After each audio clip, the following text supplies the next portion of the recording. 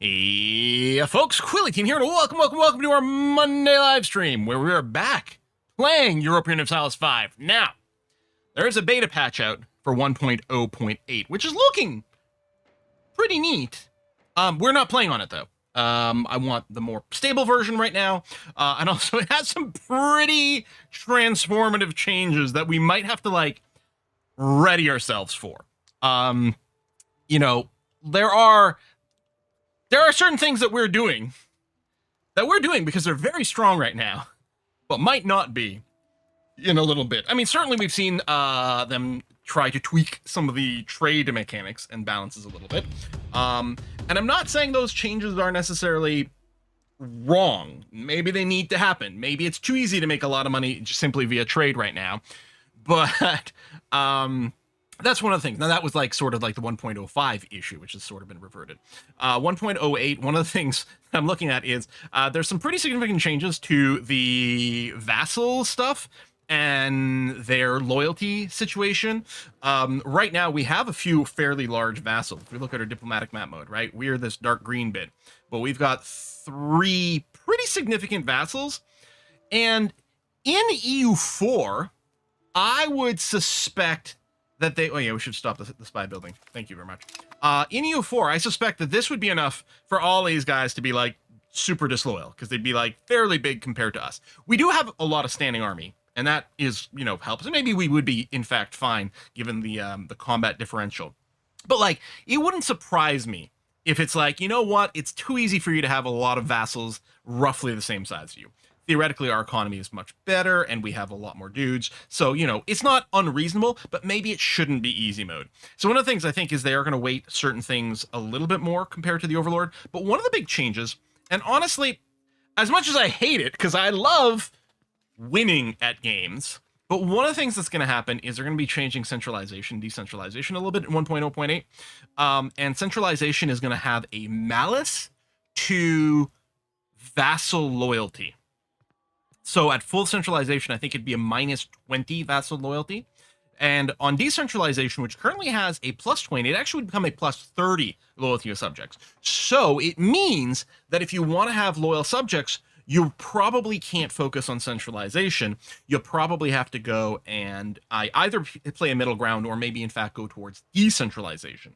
Which, I mean, has the estate satisfaction, which is great, you know, and war exhaustion, whatever, it doesn't really matter that much. The county espionage penalty sort of sucks, but it's not the end of the world. But yeah, with centralization, and I think there was something they were removing from both sides of it. It might have been the war exhaustion thing, I can't remember. But centralization, the crown power and the proximity cost discount is amazing. And right now, there's no downside to going centralization, other than really, we don't get the benefit of the increased loyalty of subjects, but we're fine. But if this all of a sudden had, like, at cap, -20 loyalty of subjects, we might find ourselves in a slightly sticky situation. Oh, -30 loyalty. Okay, so -30 to +30. Fair enough. And honestly, I think that's probably a good thing. As much as I personally would hate it right now, that kind of makes sense, because you never want anything to be a no-brainer, and right now centralization seems to be a no-brainer. And vassalizing these people, again, I think vassalizing people should make a lot of sense in the early stage of the game, because inherently sort of centralizing, annexing everything like that doesn't make sense very early on. As you get more technology for supporting that and having, especially like the proximity stuff, the better roads and everything, then states centralizing over time makes sense. But it should feel like centralizing early is maybe not the way to go, because the systems weren't there. So, I mean, I think that might be kind of interesting. So, yeah. So that's one of the reasons I'm not playing on 1.0.8 right now. And I guess one of the things we're going to want to do before we flip over to that, whenever it stops being a beta patch and starts being a live patch, is we might want to look at annexing some of our vassals and things, which has always been part of our plan. The idea was always, as our roads get better and our proximity costs improve, then I think it makes more sense. Because right now, a lot of this stuff, like especially if we were looking way over here in Schwarzburg, if we were to annex these guys, they'd be so far away from our capital that the proximity would be mega low. And there's going to be more ways to boost proximity over time, so I think that becomes appealing. Now, shorter time, I mean, our capital's here. Honestly, it feels like annexing Württemberg is probably the most viable. Even, who's this again? Oh yeah, Mainz over here feels maybe less of a short-term kind of thing. So we'll see about that. Wish centralization buff non-capital proximity sources. That would be interesting. You know, that's always the sort of thing where we're going to be pulling those levers as we go. And this is going to be a living game. As we know, all strategy games of sufficient complexity are and should be living games that continuously evolve as players find new ways to sort of min-max things, and then decisions have to be made about which one of those things are good for the game versus not. Anytime you end up with something that feels trivial, that's a bad thing in a strategy game. So yeah. So patch 1.0.8 looks pretty good, but yeah, we're gonna have to do some things. Now, right now, Württemberg is a little salty with us, but we did just go and annex them, which makes sense. We are not improving relations with them. I believe it's because we did just wrap up the war, so I can't currently send someone over there. Also, I mean, but that may have been the people who were spying with me reset things. So I don't think canceling a spy would be that. First thing we're gonna do is spend a whole bunch of money. So yeah, it is the year 1500. We've been playing for 150-ish years, a little bit over 150-ish years at this point. And we still got a while to go, but we're doing pretty well considering what we started with a single location. It's feeling all right. Patricians are a little bit cranky pants, but they're going to be fine. They're going to improve. That's going to be all right. Okay, let's spend some money. Oh, one thing to note, we are going, and actually I want to go and, oh, he did bookmark it. Good. Sigmaringen over here, we are turning into a town, is what it looks like, right? And this is actually, oh no, it's in Württemberg. Oh, never mind. Okay. Because we had turned something into a town, but I think we did finish. We did do something like that last stream, but I think we wrapped it up. I can't remember what it was. So one of the ones along the shore here, I can't recall what it was. Was it Piermanson? The horses? No, I don't know. But we did town something last time. We might be looking again for other good rural locations that we might want to town. For now, we're going to go and spend some money, though. Granaries. So I don't know what the sort of, I don't know, reward matrix, the benefit, like per cost versus benefit of building granaries, right? I think it makes sense to have some so that we have the food capacity buffer, but we have a bunch. We probably don't need it from that point of view, especially with the amounts we've got. What we do like is the fact that a high food capacity does boost population growth. So if we look at Strasbourg, which has tons of granaries over here, and we look at the demography and the pop growth, there is a value for large food storage in province. I mean, all these numbers are pretty small, but since all the numbers are pretty small, and when we're talking about pop growth, a 0.01% extra boost is fairly meaningful. So when do you decide when to upgrade from town to city? So town to city, I don't think is as interesting of a question. I do have a video about urbanization that I did put up, and it's mostly about going from rural to town. Town to city, there's a couple of tweaks here and there. There's a couple of buildings that are only buildable in cities. In my opinion, the big thing with a city is if you happen to be at your population cap, because your population cap goes up a lot going from a town to a city, although we really haven't run into that issue. More notably is the building cap. So like if we look at Offenburg over here, actually Offenburg is basically at its building cap. Presumably it probably has at least 65 buildings. It's just sort of filling out the last one. It's got a cap of 66. So we might want to city Offenburg just to raise its building cap. So that's one of the big things. There's a couple other little things, but to me, this is the big one. One of the things 1.0.8 is going to bring is the bonus of buildings based on population. I think right now you get one extra building for every 200K people, which is why here we've got a +0. They're changing it to one building for every 20K people. So having a higher population will give you some more buildings, which means we might not have quite as much pressure, because if we could get Offenburg's population up, we'd get some more building slots. I mean, already we'd get an extra one, but it's not that much of a thing. So to me, I think that would be the trigger of going to a city. Or if there was a specific building that could only be built in a city, maybe that. Anyway, we're talking about population growth. So I don't know. The problem is, it's not entirely clear to me. Like large food storage in province, how much is one extra granary going to do for our growth rate? And the problem is, I don't really know, So I actually don't know if spamming out a million granaries really has a giant impact on pop growth rate. If we take a look at Germersherm over here, which doesn't have any granaries whatsoever, and it is per province, right? Not location. So here we're looking at a location. Germersherm as a location doesn't have a granary.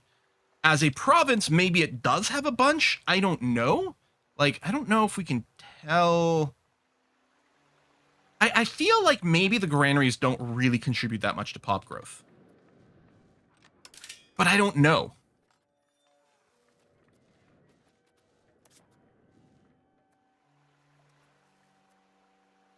This has got a provincial stockpile of 4,900, which is translating to 0.06.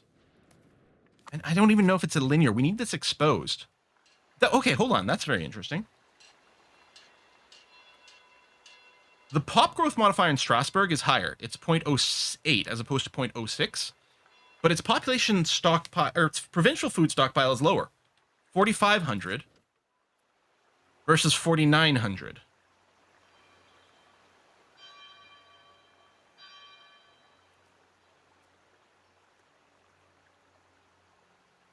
The province of the Palatinate has more food stored, but is getting less value from it.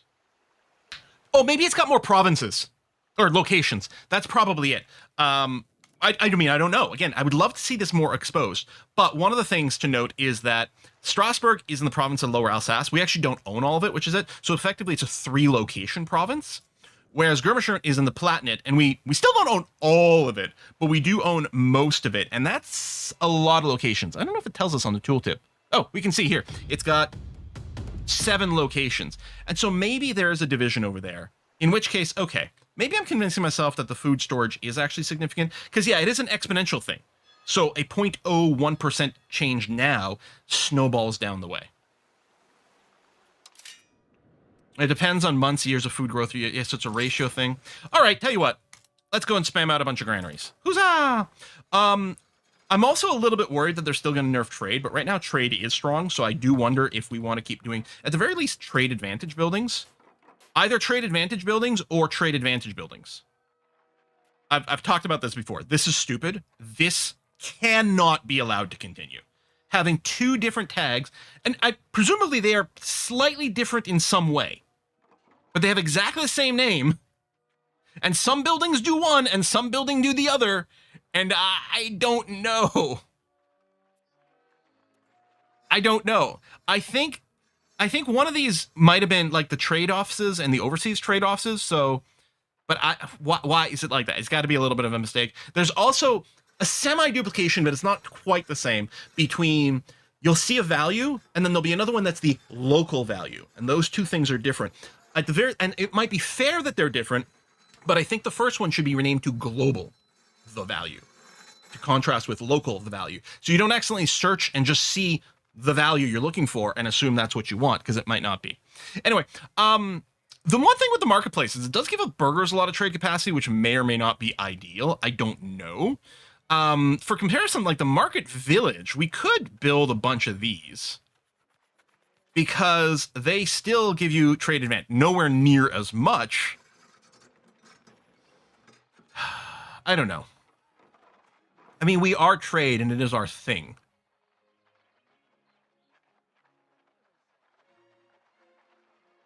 Yeah, trade advantage, local versus non-local. Yeah, it's like weirdly not listed.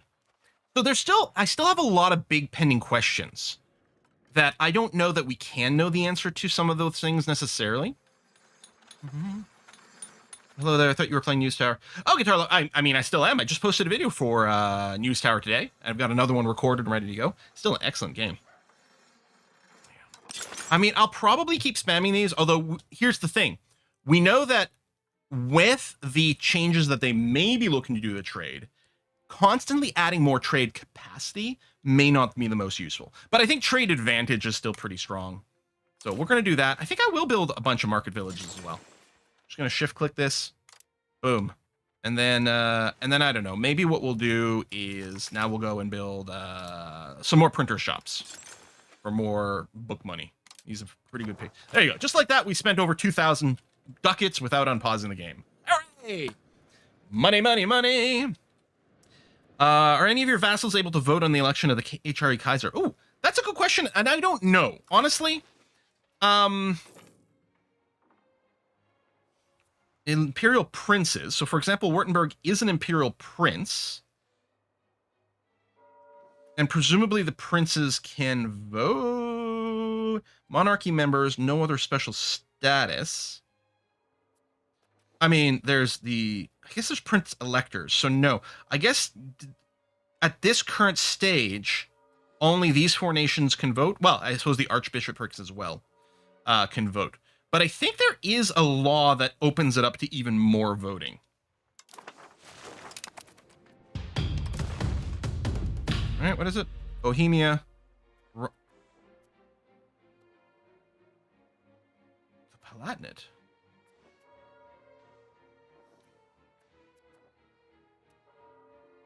Oh, Mainz. Mainz is ours, isn't it?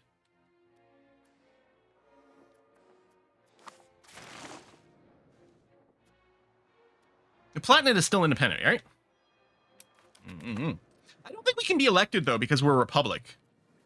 Like, I think it's literally impossible for us to become elected unless we turn into a monarchy, which we're not looking to do. Yeah, more like Mainz, yes.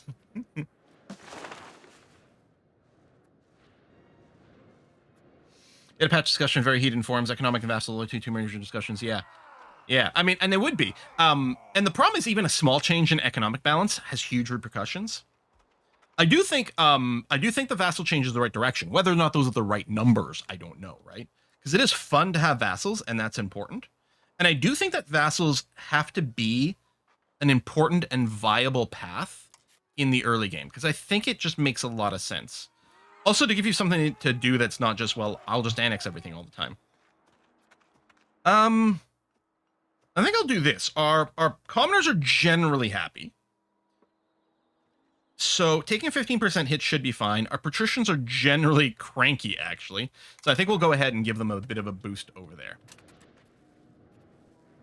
In all my games, Bohemia always gets elected as emperor and usually say there is some sort of balance to the election vote that I saw in the 0.8 patch notes as well. Again, we're still on 0.7. We're not running the beta patch over here. Oh, people are coalitioning against me. Oh well. Manpower is going up. Money continues to go up. Ooh, okay, more people are doing that. Like, I might want to go and preemptively build some more dudes. I kind of want to do more cannons. I think we do have the new cannon tech. And I think we did build some recently. That's the wrong button. Masonry yields construction skill, okay? We formed a union with Strasbourg and Lucca.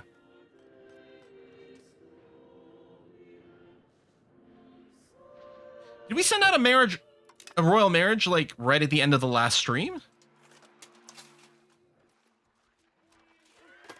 Oh, that's interesting. Oh, they fixed the Ottomans always flipping the Orthodox. Oh, okay. Because, I mean, I think from a player point of view, it makes a lot of sense. Convert the nation to Orthodox, because that's what most of your people are. But the ruling class wouldn't necessarily just want to do that as a knee-jerk, and then it leads to a lot more interesting drama llama if they don't convert. So I still don't know. I still like the light cavalry early on. I think that the initiative is really good to rush, like, to be able to reinforce and win. When we have a large enough army that we have a bunch of reinforcements, I think the light lancers are really good for that. And, like, maybe we should explicitly try to keep them in reserves. I don't know what the auto balance one does, but I think I'm going to go and get another big group of these. I wouldn't mind, like, a meta builder for this as well, so I can just be like, build a bunch. Oh, I'm out of money.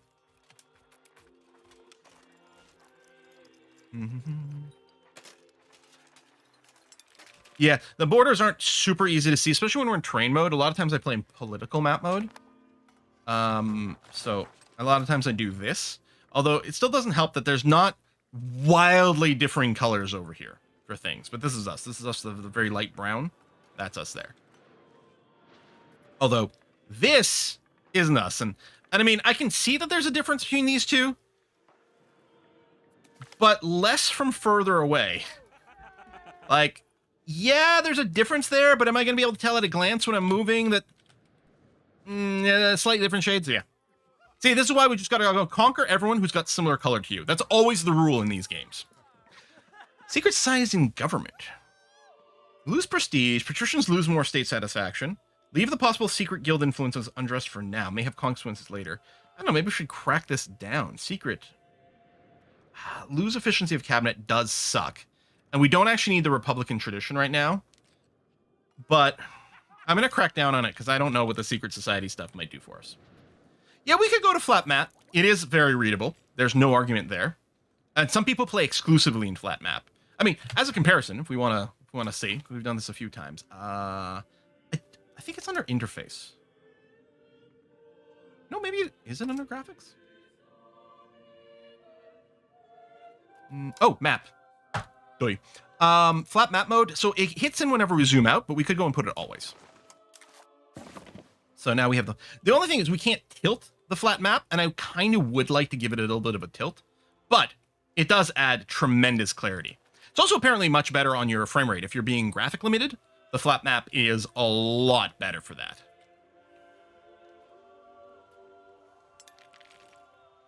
But there's no denying that it is a lot easier to see some stuff. We can alternate from time to time. I suspect that if I do start playing flat map, I'm never going to want to go back to the other one. Did you just make the Illuminati illegal? Hey, Dermashah, thank you very much for that. Run flat for frames, yeah. You can hear the difference between flat map and 3D map on your PC. Oh, from like fans and stuff like that, whirling or not. I do miss being able to see our city graphics. That is very true. And the thing is, when at war, the nice thing, the default map mode with terrain does make it really a lot easier to clearly see what the terrain is right away. Although I do like the sort of like, you know, penciled in little details. That is quite interesting. Still running nice maps. Nice seeing the clusters of towns along the river. Yeah. Can't play flat map with the camera tilt. Yeah. So I keep going back and forth. Like there's certain advantages to this, which I really like. I don't know. Can you change? Because it's when it's zoomed out. Not a fog of war only. Always, never. Yeah, because we can't change the range at which it happens.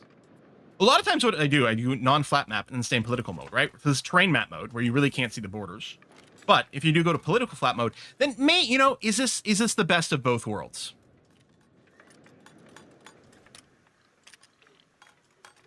I don't know. Does flat map mode have a hotkey toggle? No, and you know what? Well, I mean, maybe it does, and I just don't know it. That actually would be really excellent. That's really good idea, Snafu. Imagine just like, I don't know, like a shift key or control or something like that. You just like tap it and it like cycles. You can hotkey the map modes, I suppose. We could go control key, control W. It's not flat mode. What is this? Loses fortune. Someone's less penniless. Like, this reminds me of the Merchant of Venice, right? Where the guy loses all of his ships. Burgers lose satisfaction. The burgers are like infinitely happy with me, right? Okay, their satisfaction equilibrium is no longer over 100%. For shame. They're still pretty pleased. This guy would convert from a burger to a commoner, which I don't think we care about one way or another. We could bail him out for 800. No! No! Private fortunes are not our concern. What's that thing that's going on in the world? It's like privatized success and socialized failure or whatever. Like, you know, where like when a big corporation makes money, that goes to like the stockholders, but a corporation is losing money, then the government has to bail them out. You can't have it both ways. No. Right, comrades?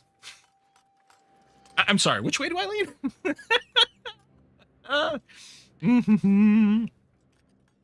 Yeah, so I don't know if there's an actual flat map hotkey toggle that we could use. But the political map mode is pretty close. Socialized losses, individualized profits. Yeah, that's the sort of thing that's been going on. Maybe more in certain countries than others. Well, don't get political. Ooh, what is this? Bohemia wants an alliance. Okay. I accept. Huh. Private profit, public losses. Yeah, there's the other way of wording it. Yeah. I guess what we can do is we can take a little gander over here at our diplomatic actions and see what might be available. First of all, there are some people who would be willing to act. Wow, Saxony and Munster. And can we see? I don't remember where we can see at a glance what our. Oh, there we go. Diplomacy capacity. We can do one more. We're at 9 out of nearly 11 diplomatic capacity, and presumably an alliance uses up 1. I think some do have fractional amounts. Again, I would love this screen to have a column for number of dudes, like number of troops, military strength. All right, let's ally with Saxony, assuming they don't hate Bohemia. I guess it might be worth taking a quick look. Actually, if we just look at Bohemia, and is this that's the enemies? Poland, England, Widnica, and the Rhine. You hate the Rhine?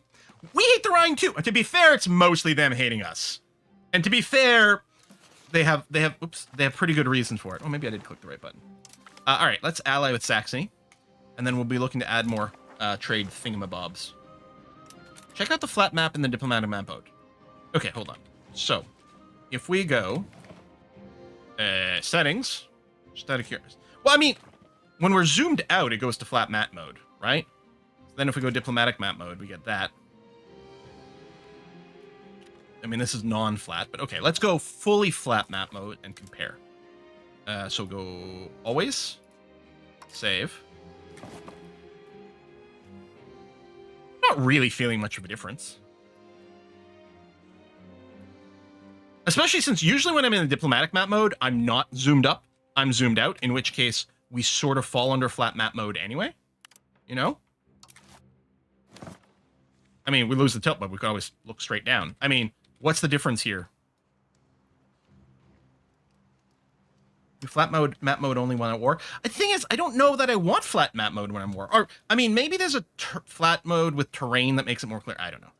But, I don't know. I think we're okay. I think I'll mostly use this. Exceptional year. Oh, this one. Okay, stability is great. I mean, not that our stability is bad, but stability is great. We could take a $1,000.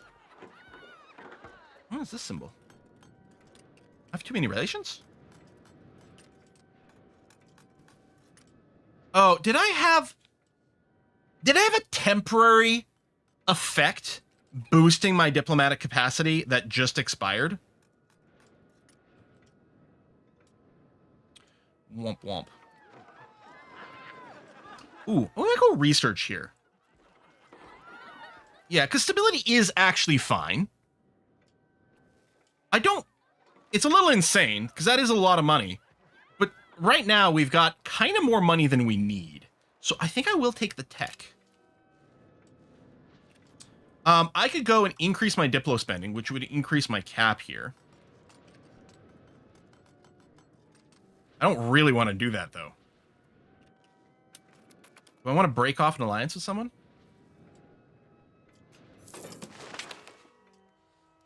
We could start to vassal or annex someone.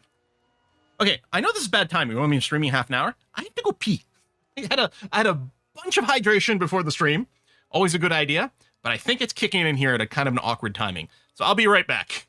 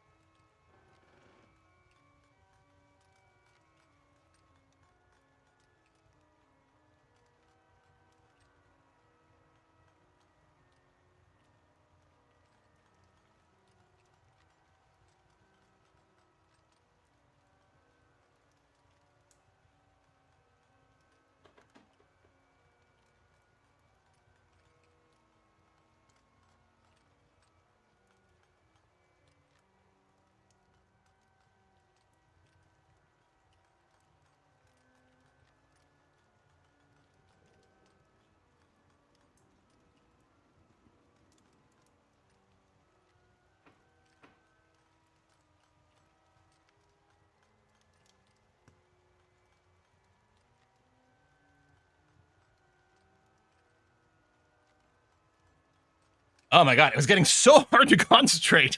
All right. Mm-hmm. Yeah, we might annex. I'm wondering, like, again, I think the best person to annex might be Württemberg on the basis that they actually are quite close to Strasbourg. Satisfaction. So start annexation. Come on. Explain why you're grayed out. Does it not do it on a screen? Oh, yeah, that's annoying. They're still fairly new, I think, these guys, right? Oh, yeah, it's start annexation. I was looking for annexation. Yeah, it's another 8 years. So these guys are really new to Team Us. Maybe we could do mines. I guess the question is a little bit, well, okay. First of all, how much are they paying us? Mines is giving us about $10 a month, which is not a small number. The other problem is if we annex them, then our tax base will go up. And this increases like the overall like sort of value of your nation as a percentage of its economic base, which is not just the tax base. I don't know if there's a place to check. Yeah, our economic base is at 1,100. Part of it comes from the tax base and trade and different things like that. So annexing mines would increase our economic base, which would increase all of our costs. Now, it would also theoretically potentially increase our income, but would it increase our income beyond the extra expenses? And there's not a way in the vacuum to tell that. It might not be too bad because we do have access to paved roads now, and that's going to go a long way. I mean, topical right here. That is going to go a long way. And I guess if nothing else, it is going to start... Oh, I can't annex you? Oh, why is this tooltip working? Oh, they don't like us enough.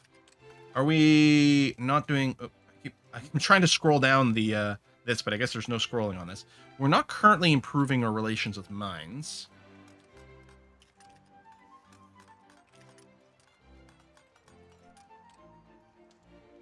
Okay, so, but we could, and we could get a lot.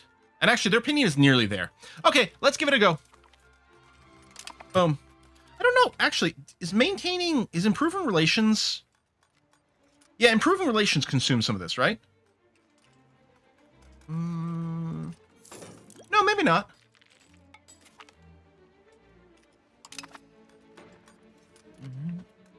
Classic coordinate stability can be further reduced at 100 if you keep a cabinet member assigned. Oh, that's true. Although we've got some other things that we're doing with things. Ooh, Bohemia. All right. Good for you.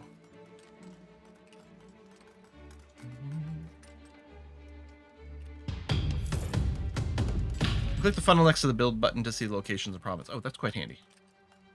Thanks, Bill Human. See how much more it will cost to increase your diplomatic spending if it's cheap enough. Yeah, it might not be too bad. And it might be worth it just to get rid of this penalty for a little bit, because we are getting some other penalties. So, again, this might be a nice one to have a little automate, but it's a little fuzzier there. But, like, if there was a quick way to see... No, we were spending a lot. We're increasing spending from, what, like 8 to around 65? I don't want to go to 0. Interesting. Oh, that's Poplamo, yeah. I mean, we're spending a little. Yeah. I don't suppose we're getting another tech that's going to increase our cap, huh? No.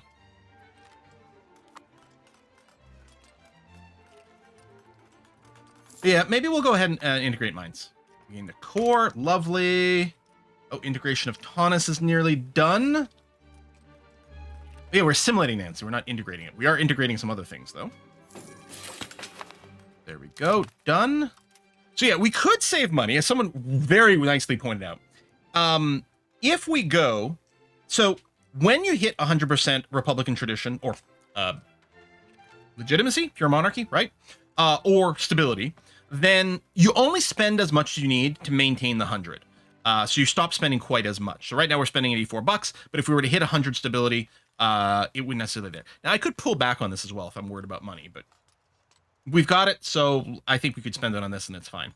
But yeah, if we were to go and run strength in government and we would be getting a bunch of monthly Republican tradition from an advisor, then we wouldn't have to spend as much to maintain it, and that would save a few bucks. The question, as with all things in a good strategy game, is, while this action benefits us, is there another action that benefits us more? In which case, despite the fact that this has a benefit, it would sort of be a net loss compared to some other action. And it's hard to know exactly, what these things might do. The value of assimilating or converting might be a thing. I don't think we need urbanization. Obviously, doing development stuff is really nice. Is really good and has huge, long-term implications. First of all, I think with this fellow, who is he? Maximilian von Frickingen. I think because he's got great admin, develop, migration, control, urbanization. Yeah, I think I like the idea of doing the development with the high admin character. Mm-hmm. The sooner you get full stability, the sooner you can force through laws, and privilege revocation gets me push stability. Yeah, that's true, because if you want to revoke the privileges, it costs you stability, so having the buffer is going to be great. So I'm going to sort by population, but then see if there's an outlier, and there sort of is over here. Now, one thing I don't know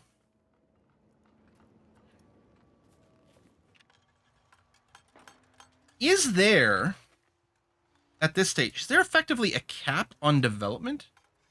Wait, that's talk space. Where's the... Which one? Where's the development of this province? I keep having a hard time finding it. There you go. Oh, this is Offenburg, first of all. First of all, the problem is I was looking for this number and couldn't see it.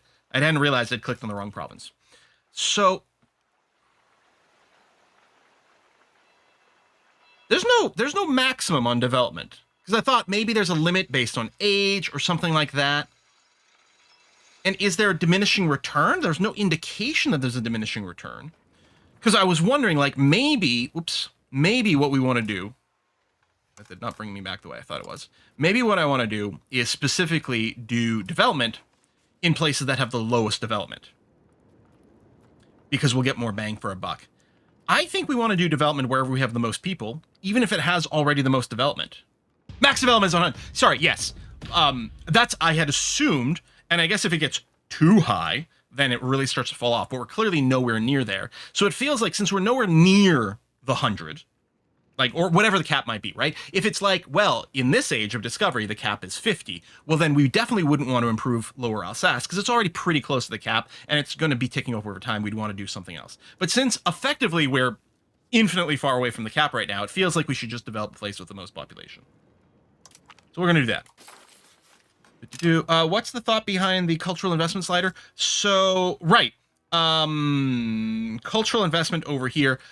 We want to try to push the prestige up a little bit, because it affects our market attraction. We really care about market attraction with our particular setup. Whether or not it necessarily makes sense, it doesn't matter. We have big market energy. Or maybe we have small market energy, which is why we keep trying to push our market as big as possible. Maybe it doesn't make any sense. So I'm trying to maintain a higher prestige, and the cultural investment is one way to do that, as is the Imperial Treasury contribution. And it doesn't cost that much for us. I mean, we're actually still running a negative amount of prestige, but we're trying to counter some amount of that. We're trying to just counter the prestige decay. That's basically it. The Napoleon of markets. He who dies with the biggest market wins is what we're going on. Anyway, yeah, we'll keep going development over here. And the nice thing about development is obviously development in this province, and specifically in the location of Strasbourg, is great, because we do have 100% control here. So by having a lot of development here, we get a lot of value out of it. And the building cap is highly influenced by development as well.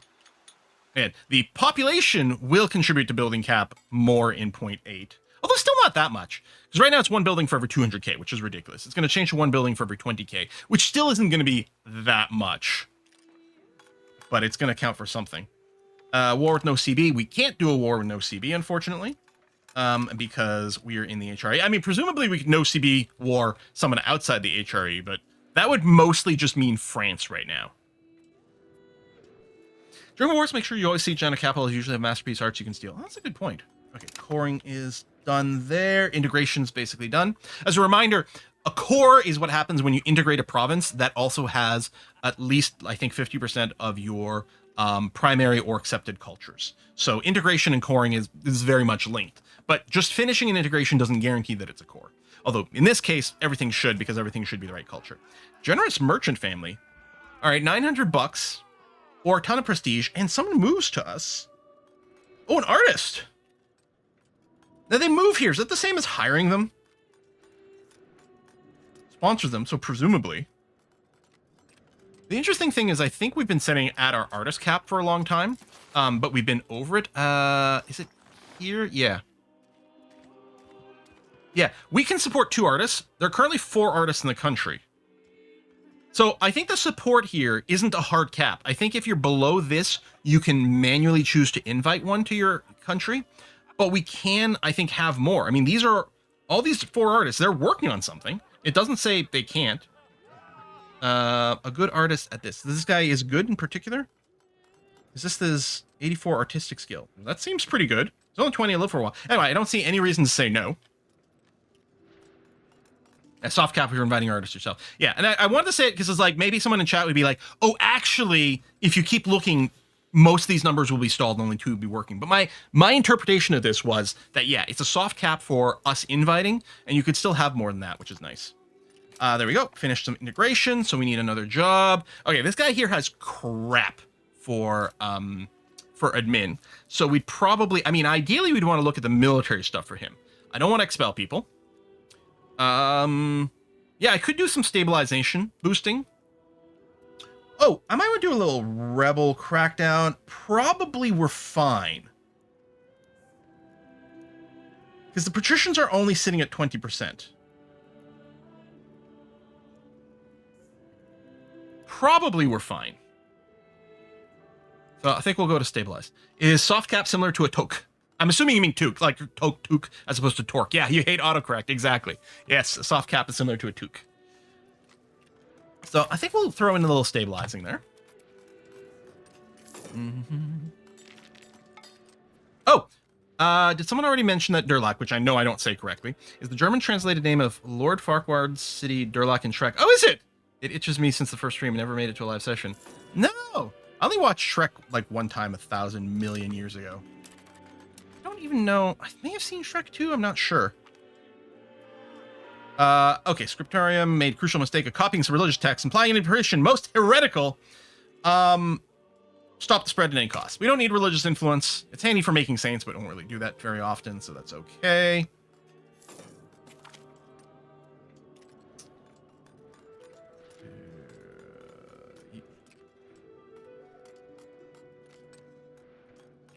Our people are just getting married all over the place.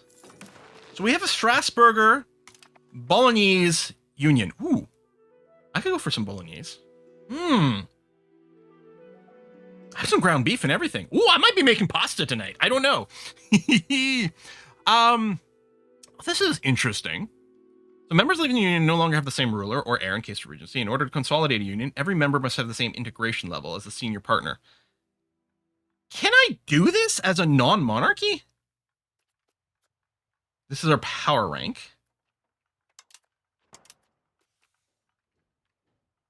Integration level is 0. How centralized? Right. Can I do this?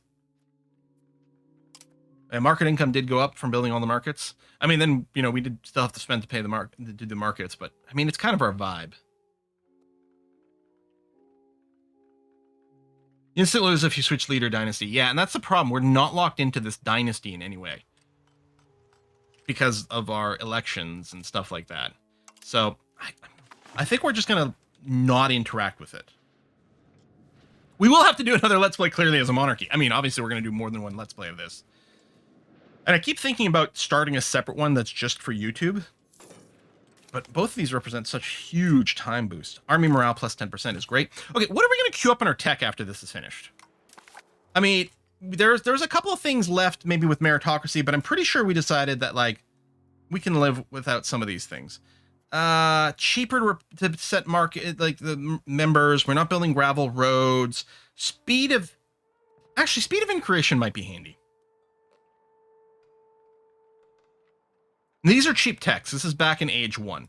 So obviously the gravel road build cost doesn't matter because we're not building those anymore.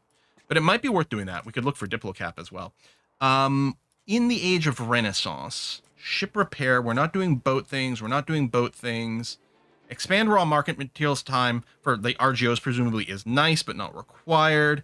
Exploration I'm not doing. Support rebels, meh. Trade maritime advantage, clearly not yet. Silver and lead we don't produce. We don't need those boats. Slave center, no. Supply depots, I'm not really doing supply depot-y things, and I'm not going to worry about the next tier supply cart. I do have like one support regiment on my army, but I'm going to skip over this one. We'll just get the next one. It's fine, because I don't really care about getting the supply depot capacity, because I don't plop them down. We're not going that far. Galley, Navy initiative, Navy repair costs, we don't care about that. Medicaments output, we do actually have at least one place making medicaments. I'm not sure how important this is. And if this is, it is Catholic specifically, not Christian. And we are not going to be Catholic forever. Oh, apparently, so I am doing the supply limit, which does seem fairly handy. Why not? Okay, and then Age of Discovery. So this is the age we're actually in. We haven't done any New World stuff. And I'm going to check to see... Oops, cancel. If there's stuff in here related to trade that's not too deep. See, we're getting pretty deep over here, unless it was like godly. And this, okay, this all seems shippy stuff. Proximity through port, which isn't relevant to us at all. Okay, what about this middle branch? Colonial charters, we're not really doing that. Different types of plantations isn't going to be relevant to us. Maritime presence, proximity through maritime. No, maximum RGO size is nice, but at this point we're fairly... does increase our trade range as well. So we'd be grabbing colonial charters, which we don't care for, and exploration fleets, which we don't care for. But then we'd get a... this is fine. Not a huge deal, but it's fine. RGO size is nice. Oh! Surgery! Construction speed is fine. Mercury patio. Gold and silver output boost. So not relevant to us. This is not too shabby. Now, this one here, okay, a bunch of plantations. Hop promotion speed. Iron output. We don't produce any iron, I don't think. It is amazing, though. Arts Academy. A bunch more culture. Skill new artists. I mean, these are all good, too, but I think we might have a copper deposit now inside of our borders. I'm not sure. All right, I'm going to go and queue up all the way to surgery over here. This seems fine. Diplo range trading hub? Market attraction?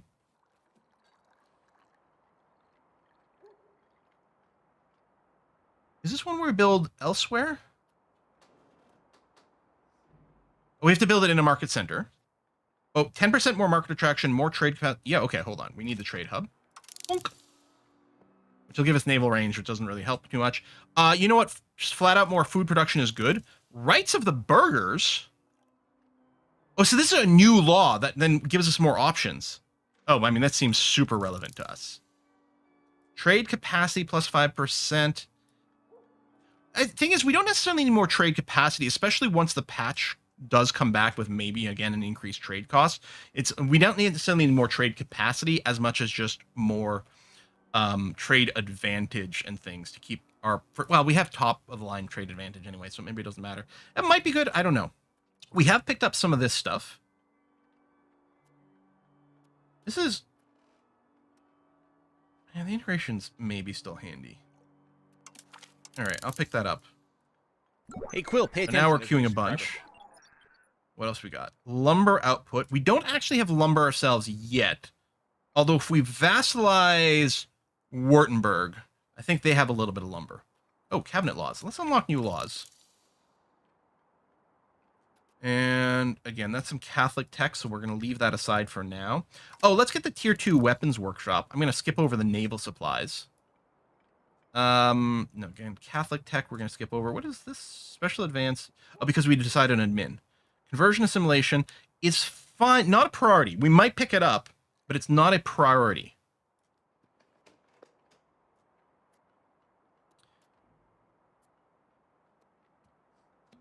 Yeah, let's increase the correct section chance.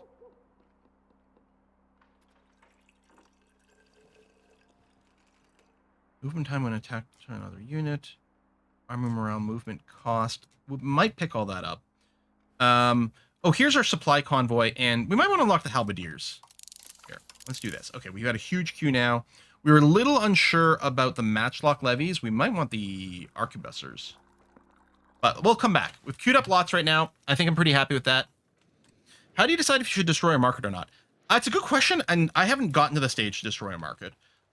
Presumably, let's say I were to conquer... Okay, these are a little far, so it might not be appropriate. But let's say Nuremberg, this market here. Let's say instead we had the Heilbronn market that was owned by someone else. And then we conquered it. We might not want to have both Strasbourg and Heilbronn. Maybe we just prefer to have one... Is that Santa Claus? Running over there? The heck? Maybe we just prefer to have one mega market rather than trading between two. With the trade between the two, we do get to make a little bit of profit from each side of the trade, but the individual buildings might not do as well. Like look at these guys move around. That's really funny. I don't know. I think if they're too close, it might not be as useful for the sharing of goods between all your businesses, because they're going to be a little bit dependent on someone actually trading the goods between markets. If no one's actually trading the goods they need between markets, then a business might starve out. Whereas if it's just one giga market, then they have access to all that. So that might be a reason. Yeah, I'm not sure. But I think if they're fairly far apart, then you don't want to, because you do have to keep in mind the market access price. Like, let's look at Cham over here. These fools... Oh, because we're still in a map mode, I can't click on you. These poor fools only have 61% market access, because they're trading with us, who is super far away from them, right? In Strasbourg, they're trading with us instead of trading to Nuremberg. But we have more market attraction because we're very attractive. The architect finished their new locally well-known Palace, the Evocative Palace. Palace, the Evocative Palace. All right. A Vic-sur-Seuil, which our country will greatly enjoy, increases our influence. Cool. Groovy. Supports for distance abroad. Oh, hey, Paul. Thank you very much for that. How dare you, Quill. I finally got off my addiction, and now you play RimWorld. Now I'm back to... Yeah, RimWorld's is one of those you keep going back to. It's crazy. It's crazy. And it just keeps getting so much better and so much more satisfying. Support this. Patricians get estate satisfaction, and we have set Landau. It's a lot of money. Or, again, they lose some satisfaction. I mean, we have the money, obviously. Although we're not making $100 per month anymore. Fine. You know what? Fine. The Menace with Spikes of Palace. It was made in the Department of Redundancy Department. Wurttemberg is still disloyal. I am not improving relations with them. Yeah. Get that going. And actually, Mainz is loyal enough now that I could start... I don't have a diplomat, but I could start annexing them. Oh, let's have a parliament. So expand paved roads. While it's running, things are cheaper, but then when it finishes, it pushes us towards centralization, which I think right now, since we're not on point 8, I do want to go maximum centralization. It's also going to be really easy for us to pass. Castle works, no, yeah. Expand paved road network. Go. And already it's passing. I don't want to go and fabricate another CB because already there's coalition stuff going on. A lot of changes. No, I think we're good. More gravel roads to upgrade. Again, I find it really awkward to be able to tell, like, from this pathing of what would make a difference.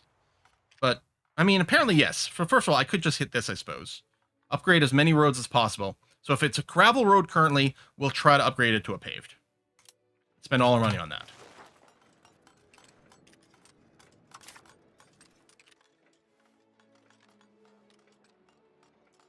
Yeah, so we'll do it now while we got the discount. Sure. I mean, did that happen instantly?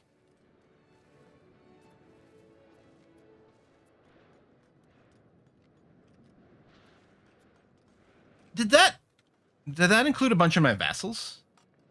Which I guess might be okay. I'm wondering if this included a bunch of my vassals. Is this by sorting? What is this selecting? This will minimize the cost. Oh, for the new roads. Ah. Yeah, minimize proximity costs is definitely what we're looking for. Did what happen instantly? The road building, because the problem is like queued up $2,000 worth of road building, and I only see 3 roads in the queue. So I was wondering, like, did it insta upgrade the roads from gravel to paved? But I'm wondering if some of these are happening in my vassals, so we don't actually see the construction. Oh, that's a nice boost. Extra support, sure. Stability, cool, groovy. All right.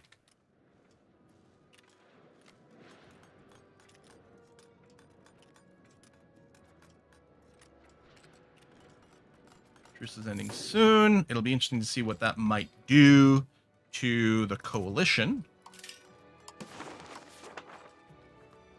Oh, we have some great RGOs we could be building.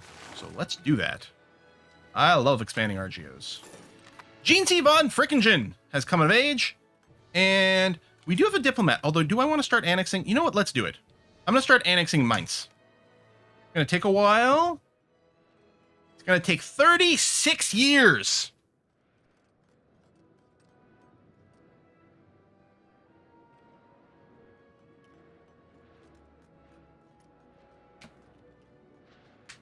I think we start.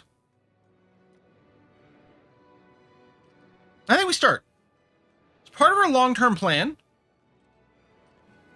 This is definitely the longest. The other vassals we took definitely didn't take as long, but they were nowhere near as big. We're going to get this started. I'm hoping that doesn't occupy... No.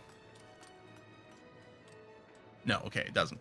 It's like, if annexing them counts as an extra level, that'd suck. But we did just get the 10% discount on this, so... There we go. That passed. More centralization. So are we sitting at 90 centralization now? Yeah. Look at that. More crown power for us. Hey, plus 135.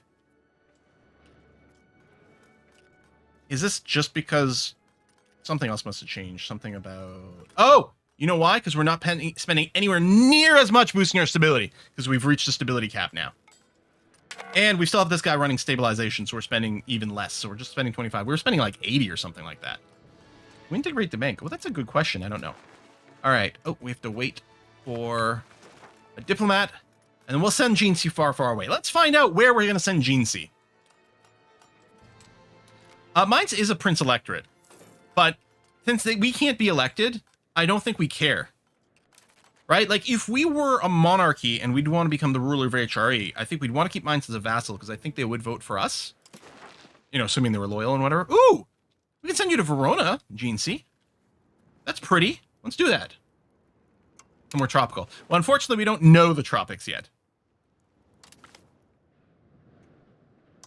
But the weather in Verona's got to be nicer. I don't think Strasbourg is too bad. But it's going to be even nicer over here, right? Yeah.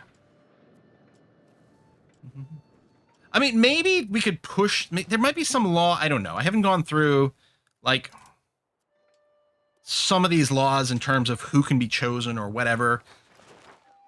Freethinker. Oh, what's this? Freethinkers not persecuted. 15% more research progress per month for 10 years? I'm assuming this is probably triggered because we have innovative. Like, really high innovative? I'm assuming. Damn, that's good. Might have missed any luck asking Landau from Bohemia. So Landau is independent. They are a free city. And they are very disinclined. Oh, good. Simulation. Done. They are very disinclined to become our vassal. Because anyone in the HRE has a minus 25. And they have an extra 50 because they are a free city specifically. Also, right now they have negative opinion. But even without it, like the minus 75 is too difficult for us to overcome.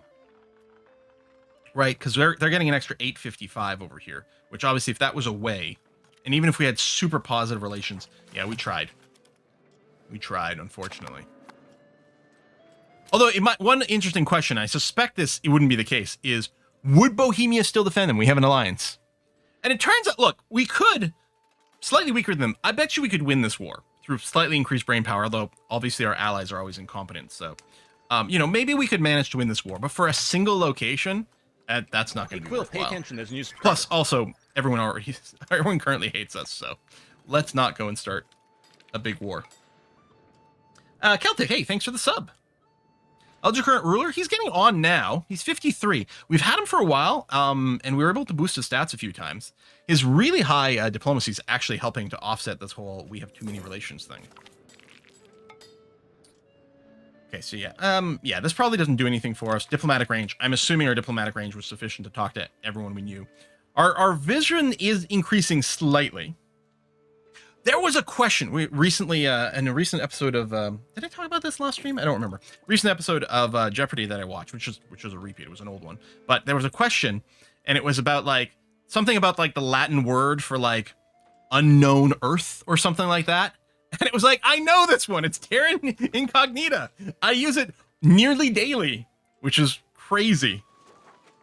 Painters finished, locally known, painting Lord or Rabbit. All right. Now, I don't know if we particularly care about our cultural influence.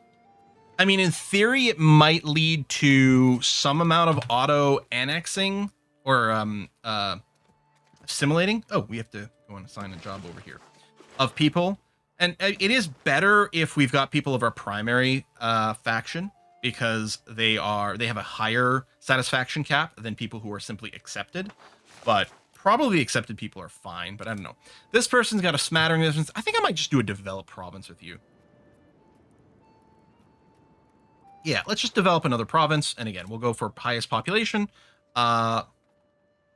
This is one location? Oh, no, it does have multiple locations. Okay, there we go. 53 is still young. Grumpy Oldie says, I barely remember being 53. earning his name there. Yeah, I don't know what our we've got a few things to boost sort of lifespan stuff, but I don't know like what our sort of likely age is going to be here. Presumably there's probably already a percentage chance that Benedict here kicks the bucket. So again, we have all the money in the world. Shoo. You know what? Just build all those. It's fine. As long as it's profitable, the RGOs, we're going to go nuts. The valuation of the printer shop nowhere near the same. Do we have any of those? Okay. If we got down here, these would be buildings we don't have any of. That might still be of high value, so no. And then this filter here doesn't work anywhere near the way I think it should, because we'll get excited. We'll be like, ooh, I can build a Republican assembly. No, I cannot. And then it puts you back at the top of the list. Very annoying. There's a location, but presumably this would be... Oh, yeah. See, it's in my vassals. I was like, no, leave that out. This filter's got to be improved. Money equals cavalry is not a bad point. Manpower is getting a lot higher. Maybe. Irrigation, I kind of want to do on a case-by-case basis. It's not like we're short of food anywhere, although more food, more cheap food does lead to higher population growth. Irrigation also gives you higher population cap, which we don't need. But 10% local food production per level is actually pretty insane. I'm going to build a bunch of that. And can I get a few more armories? Yes, I can. I'm going to build a bunch of those as well. Give us more manpower per month. And then we're going to go and build some more light lancers. So, like, the other thing that would be useful in this list would be population in the location. But we don't have that. All right. Have you got the chancelleries? I think so. We should double check. Also, yes, we need to double check our university, library, and bridge status. Okay, let's tick up a little bit of money, and then we'll try to remember that. Universities, libraries, bridges. And chanceries. I think the chanceries is done, but we should check on that. Training fields we could build. I don't know. We might. I mean, the more manpower we produce, the higher our manpower cap gets as well. Holy Roman Empire is dead. All right. And then we got a new one. Okay, I was going to say, of Luxembourg. Luxembourg is the last name. He's still from Bohemia. Okay.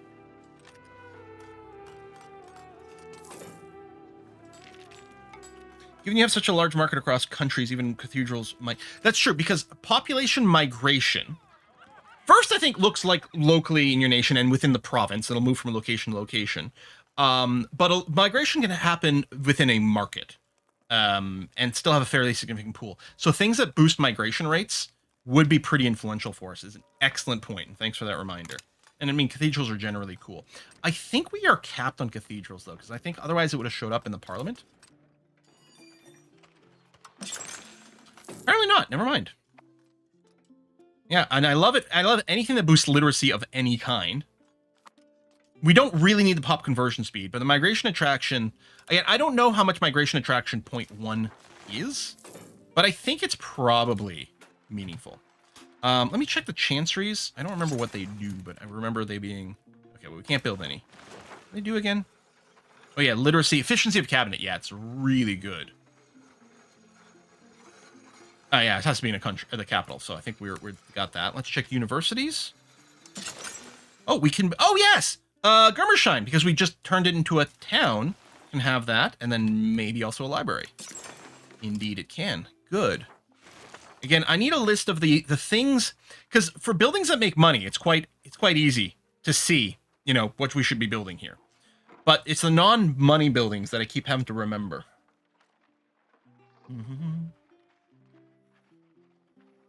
Oh, that's another good point from Parduk. Field safe city building slots. That's true. If I build the training fields, which happen in rural locations, then I don't necessarily need to build as many armories. In practice, I'm probably just going to end up building all of it anyway. But yeah, let's go ahead and do this. Why can't... Oh, because I'm out of money. Temple, thank you. That's the other one. Okay, we'll come back to training fields in a second. Let me check the state of temples. Because we want a temple everywhere. Theoretically, if someplace already had maximum control, we wouldn't need it, because I'm building this to get the 5% control. Also literacy. There you go.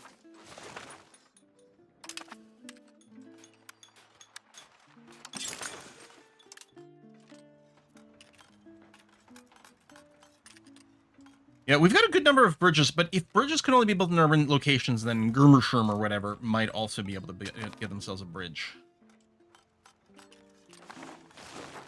I like how we keep getting told about pirates. What are we going to do about pirates? It's because we have a trade presence in other places from foreign trade offices. So we are being impacted by pirates, which on the last patch were like nearly unkillable. I think 1.07 does make the Navy work a lot better about them. And there's like a magnitude, like some order of magnitude number in pirate fighting that was causing some issues.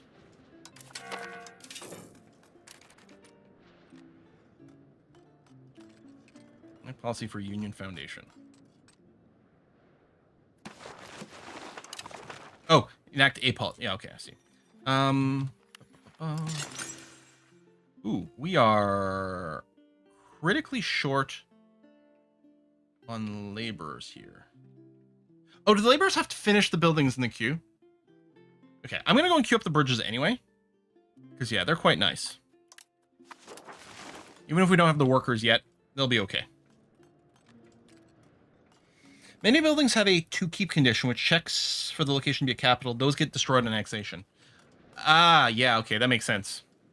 So, like, I could build a Republican parliament or whatever it is in the Mainz capital, but then when I integrate them, that would go away, is what you're saying. But yeah, I'm not terribly inclined to build a lot of things in my vassal locations. Like employees, you'll get better. I guess I could even run encourage migration, but I don't know if that's worth it. I don't think it's worth using a government slot to encourage migration, because most of the migration is going to come from other locations within your nation already. So it's not actually going to lead to a population boost. So, and it mostly comes down to, we could do probably better things with these slots. On the other hand, a building that increases migration, sure. Yeah, most of it will just be within your country, but some of it will come from outside. It's sitting there passively not using one of your government slots. Use a building slot, but they're a little bit more plentiful. You put employment infrastructure first. So that's an interesting question. So we did this right from the start. We went most profitable first because we were very sensitive to money. But I think it is most common to go to infrastructure than most profitable. And I suppose it would only cost us 10 stability to do this. Because capital economy, communalism. Capital economy. And communalism's maybe fine. So, yeah, because there's a bunch of buildings that don't turn a profit, but that we still want to have active. Now, I don't know what infrastructure town is. Like, do things like libraries count as infrastructure, for example? And I don't know, and I don't know if there's a way to see that. Culture and religion conversion much more useful than migration booster development for cabinet slots. That's an interesting thing. First of all, conversion. Oh, pause. For conversions, I don't terribly care about it because we have basically we're completely Catholic. Like every now and again we get an option to do it, but yeah, you can see here we're basically purely Catholic, so I'm not worried about the conversions. The assimilation is interesting because we don't have a huge mix of cultures. What culture? We don't have a huge mix of cultures, although we do actually have a decent amount of Lorraine people and Gascon. Actually, I would like to target those. Actually, I do have a bunch of stuff. I could just go and accept you. I might still want to convert you, but yeah, we don't have a problem with our accepted culture cap anymore. So first of all, I'm going to spend some prestige. Unless I do just go and convert them. But yeah, we have been doing that from time to time. The idea of it being better than development is interesting. I suspect that's probably the case in places where we have a non-accepted minority. But I don't think it's that important to swap our Franconians. It does increase their satisfaction cap, but I don't know. I don't know. I have no idea what is infrastructure other than logical stuff been looking. Yeah, I kind of need that to be defined. Anyway, Austrian-Croatian War. So Austria started a war that they're 100% going to win without our help. Yeah. Yeah, I'm not even sending anyone over there. I'm not sending anyone over there. But, assimilation, I think it's diplomatic. So, I might be wrong about that. So, instead of developing Krakow, or whatever that place is called, it sounds like I'm talking about a Polish city here, Krakow. Assimilate, yeah. If we did this, and obviously it'd be Alemannic,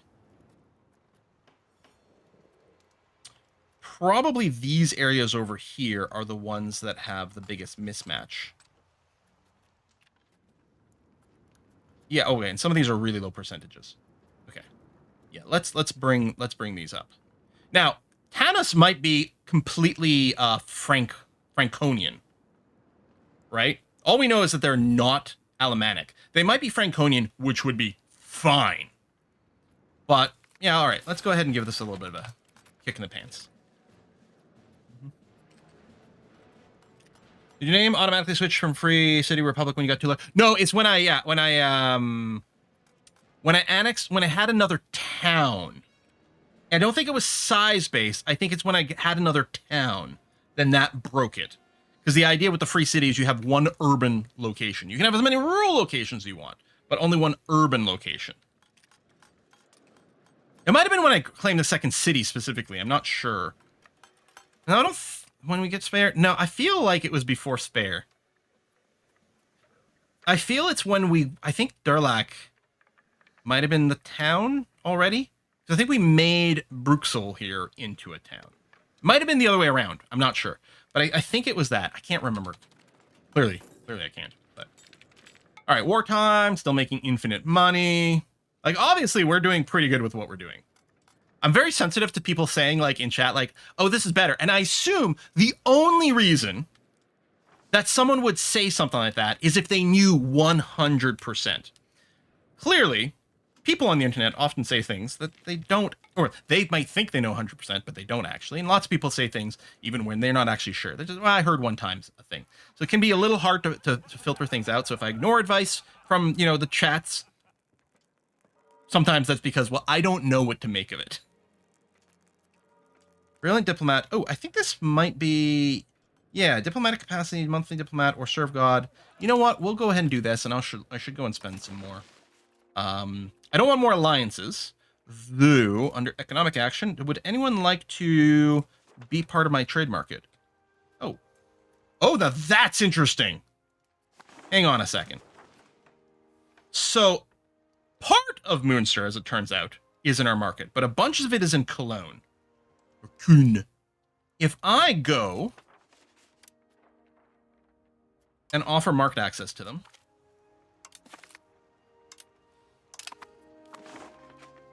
bam.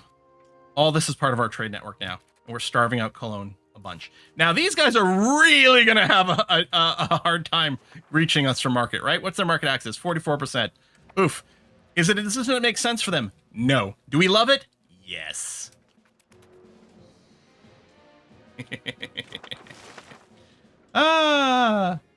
Austria's going to be winning their war. I don't have to go down there.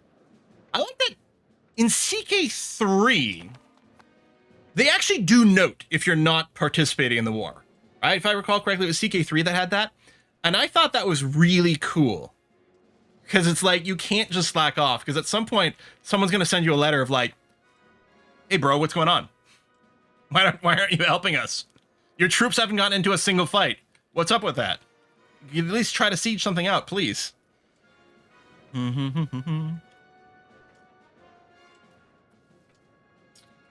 How do you brown your market?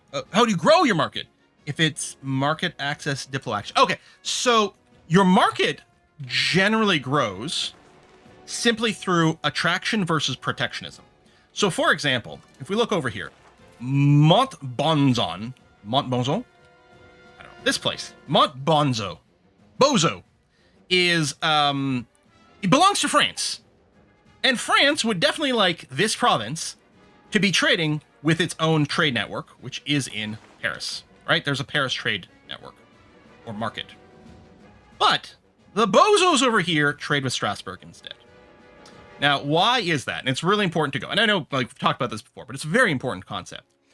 They choose the market they trade with not based on what they would have the best market access with, which is based on, like, proximity, right? Distance / roads, rivers, whatever, right? You will have the best market access at the place that you are that you have the best proximity to. And in this case, it does turn out with Bozo, almost certainly they have more proximity to Strasbourg than to Paris, but that's not why they're choosing it. And we can see the exact same example over here with Cham. Cham should definitely be trading with Nuremberg or with Praha, but they belong to me. And why is that? Let's look at Cham in particular because it's much more like evident, like what the hell's going on here. In this tooltip, we can see the market attraction, and this would determines what happens. So Strasbourg has massive market attraction. They only have 61% market access with me. They would have 78% with Praha and 81% with Nuremberg. So again, they would access the markets better with those two than with us. But we have... Broke the tooltip?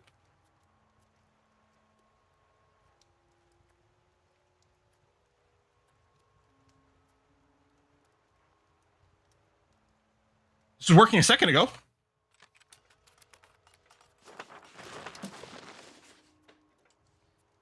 There it is. That was weird. We have substantially more market attraction. Now, normally there's also a counter called market protection. And again, if we look at France, like if we look at why Vesoul, that might be more interesting. Why is Vesoul trading with Paris rather than us? So Paris has 44% market attraction. Strasbourg has only 33%, but also there's this market protection. Lock the tooltip. Also, there's this market protection thing that is countering that. Oh my god, I keep exiting the tooltips, and now it's broken again.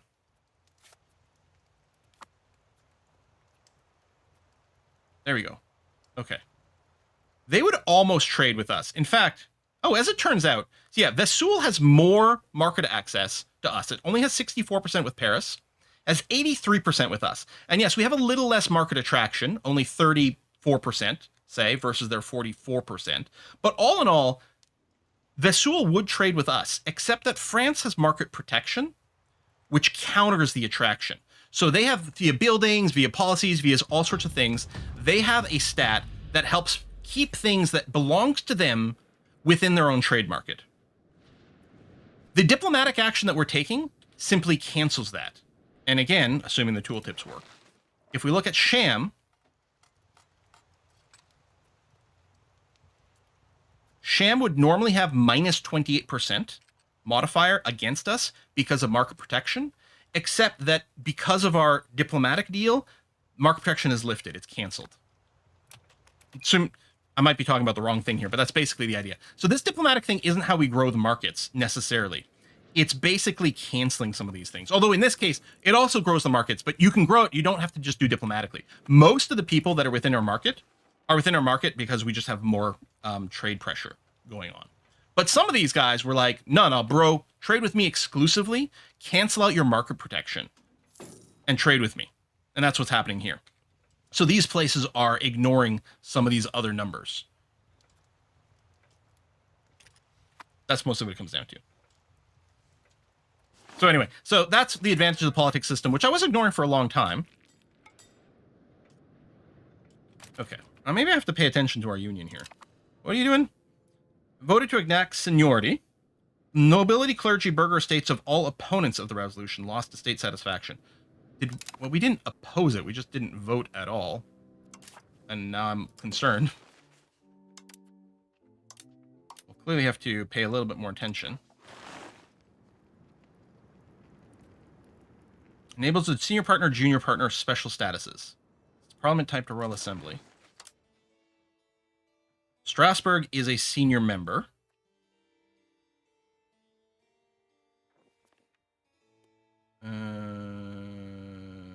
Is this the only senior member? Would it list? Can you have multiple? Or is it exclusive? I haven't really messed with this. And would it tell us on the tooltip somewhere?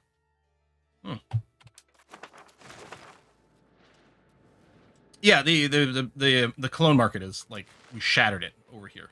So they're losing money. We're going to gain more money from having access to more goods. Although, again, because of the market access, the goods from here aren't doing that much for us. I mean, they're still doing lots, but they're not doing the same amount. That's still pretty good. Okay, I don't remember what buildings we still had that I wanted to look at.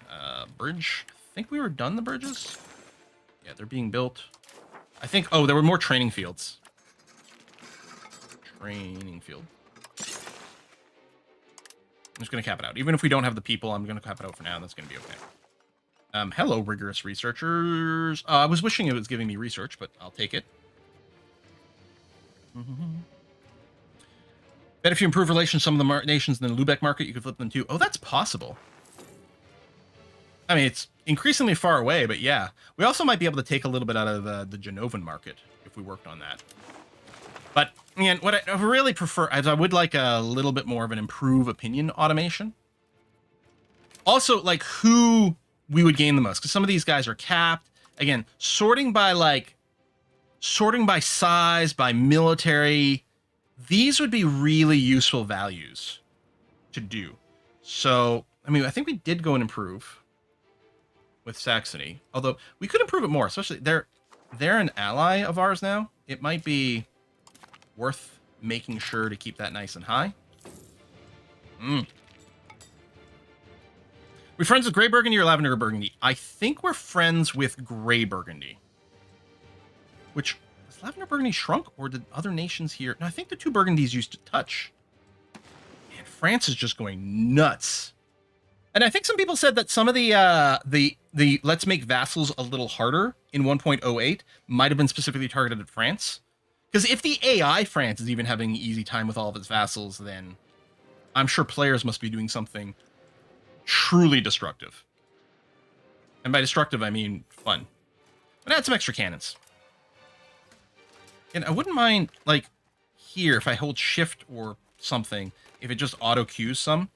And ideally, the places with the most population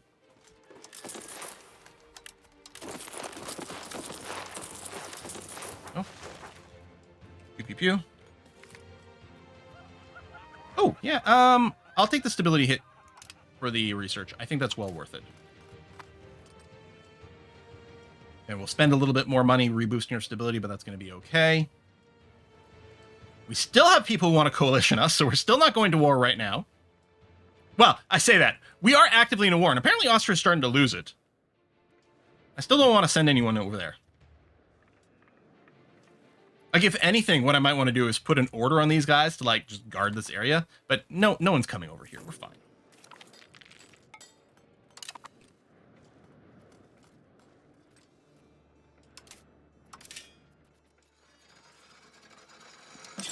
I might build a few healers guilds. One thing we could take a look at, although, again, our estates are pretty satisfied. The patricians do have the highest issue. If we go... I thought here we could see what they're spending the most on.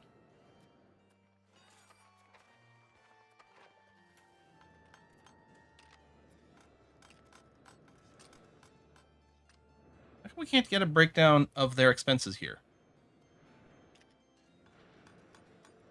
I was sure we used to be... I know there's another place to get it, but it's not as useful.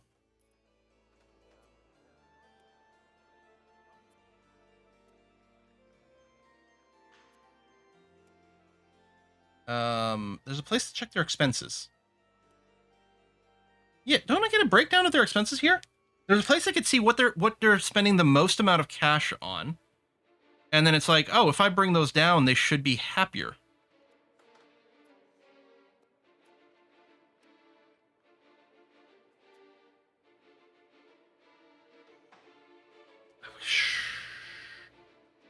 I did it in one of my videos. I've done it on streams before. Oh, hospitals. That's a good point. There might be some hospitals outstanding. Because it's different from the people. So I can go to my people, and I can look at their satisfaction here.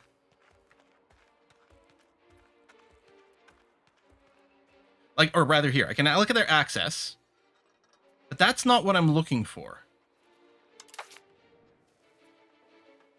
Shit.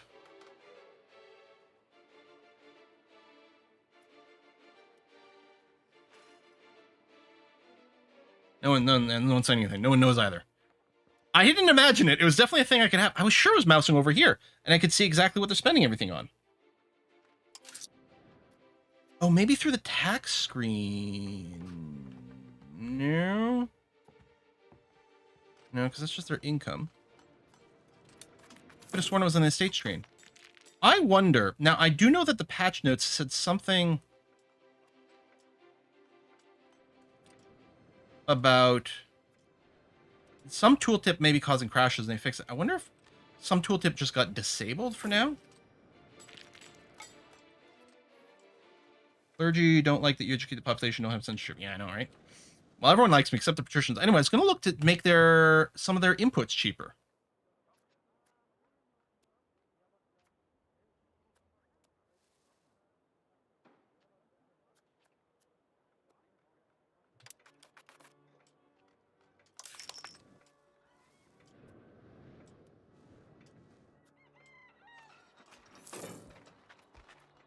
It's not a question of access to goods. It's a question of they're more satisfied if their goods are cheaper. Everyone, literacy. Is there no way to sort by? Huh. I don't think there's a way to sort by access to goods. But in theory, everyone should have 100% access to all their goods. All of our people are doing super well. It's just going to try to make it cheaper. I guess I can sort by goods balance, might be a thing, but not. A lot of this isn't stuff I can build. Click the icons in the top left and you can see what they're spending on. Top left of what? So click on the icon on top left. That would be here. Clearly it's not what you mean, Boyd. Obviously, I know that. Click on the icon on the top left and you can see what they're spending on. Okay, this icon, maybe? Next to your flag. But that's what I'm saying. The monthly expenses, I'm sure this used to have a tooltip that would give me the breakdown on what they're actually spending on. Yeah, monthly expenses. Didn't you see me like hover over this about like for the last 10 minutes? I've been trying to hover over this and not getting a tooltip. Is it on the expenses itself? No. And we're not going to break down over here. Get this breakdown. I'm sure this used to be... hang on, let me do a reload real quick. Because we've had, like, some of our tooltips were saying the, like, the none thing, which doesn't seem right. Let's do a reload, because maybe our tooltip system broke.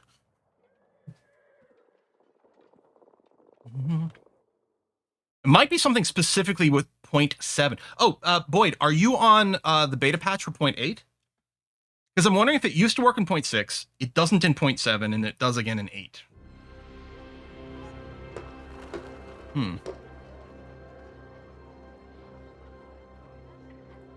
95 treatises. Load, load, load, load, load, load, load, load, load, load, load, load. Load some more.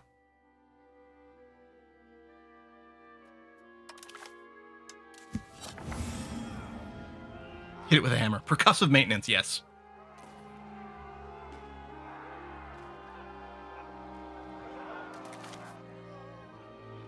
More loading, more load bars.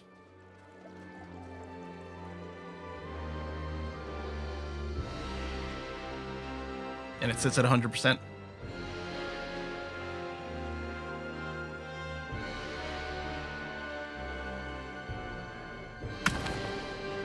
My boss unironically just slams her laptop into her desk until it works most mornings. Jeez.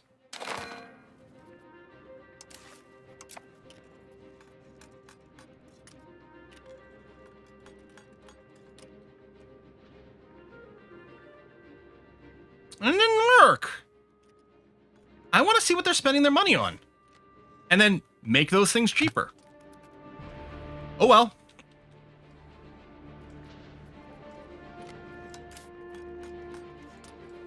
I would love to help these guys, but I can't.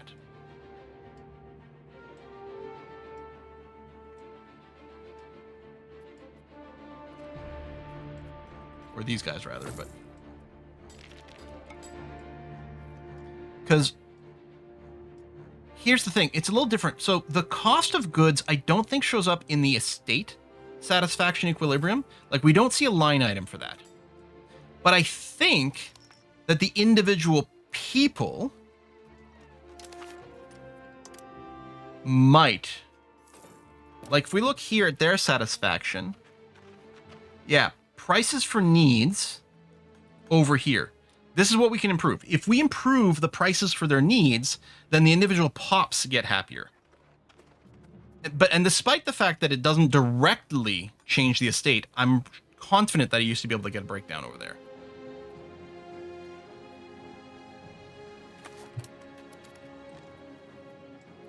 Definitely is there. Generalist Gaming showed it a nested tooltip in the estate screen.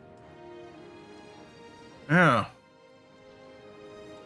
I'm not looking for price per market in this case. I'm looking for... ooh, we can canonize someone. Blank von Worstenton. With... Oh, right! I forgot. Von Worstenton is your first name because you're named after a viewer. All right. We're going to make a new saint. And I got to break down from hovering over the estates in the estate screen. So, I'm on the estate screen. I'm hovering over it. This is the same tooltip as above. And no, here's the thing. I'm 100% sure this used to work. Well, no, I'm not 100% sure about anything. But I'm pretty sure that used to be exactly what I was doing. I'm going to have to review my old videos to confirm that I'm not crazy. I'm going to be distracted for the rest of the stream. I think you all agree Quill's just going crazy, yeah. It's not an obvious place. It's higher up in the tooltip you think. What you think? Can you test it and let me know for sure? So I'm trying to avoid literally spending the entire thing just mousing over everything. Because that works. This one doesn't for some reasons. And I'm sure this probably should. And yeah, I'm sure this used to give us a breakdown of what they're spending on. But I don't know. Maybe it's somewhere else. Listen, Austria, how are you losing this war? Get your shit together, Austria. Ooh, Market Expansion Act. Russia merchants for 10 years. Burger trade capacity, right. I don't actually care that much. It does make them rich. And it does potentially bring, a balance of goods in our favor. Let's just do the paved network again. I don't know if we're going to do any more upgrades, but it is nice to get more centralization. Oh, supportive innovative ideas. Heck yeah! Let's do that. And then yes, out of curiosity, we'll run some more of these upgrades. But again, I'm still a little confused about this. Because if I hold shift, we're going to spend 3,500 bucks on this. Maybe I won't do it all at once. I'll do it one at a time. Yeah, it's not adding to our constructions. And I'm just wondering if the upgrades... Confused. Go to estates, hover over income, show expenses. All right. You can roll your eyes all you want. It's kind of rude. All right, estates. Hover, so first of all, go to estates, hovering over income. First of all, there's not an income here. Now, if I hover over an estate, right? If I hover over an estate's name, then we've got that. Then you say hover over income. I will hover over income. Ah, so not the dollar amount. That's stupid. This is clearly wrong. This should clearly be here. So this might be how I used to get to it. But that is just dumb. So they spend a lot on horses. They spend a lot on fine cloth. So we can't do anything about the horses. We can do something about the fine cloth. Can't do anything about the pepper. I mean, other than trade, but... jewelry, we could build a jeweler, which might be profitable. I don't know. I like the fine cloth, so I did go and recently, just like 2 seconds ago, well, not 2 seconds ago, but we did build some more tailors. That amount has gone down. So the Tailors Guild is here. That's fine cloth. Maybe I can build a few more spinners and bring down the raw material costs a little bit. But you gotta converse like a programmer, right? You gotta be very explicit. Lose support. I can lose 5%, and that's fine. Yeah, do we want to build stables? Because I think horses are an RGO good, which we don't have. Well, that's not... Yeah, we don't have, because it would show up there. We could go and build the stud farms. Except, no, we can't. I could build one here. It's restricted by other things. We can build in Stuttgart. We could build here. We've got a shortage of available laborers. Oh, and you only have 800 peasants. You know what? The price for horses is probably going up because we built a bunch of cavalry too.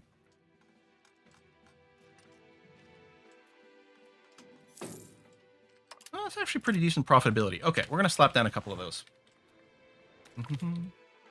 Bunch of people in chat with failing third grade get instructions on how to make a peanut butter sandwich. I love that video. It's so good.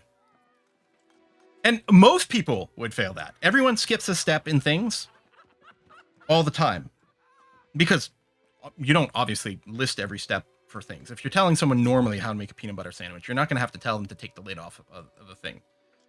But some contexts do need everything. Okay. Connection of friends. Spend some money. Well connected.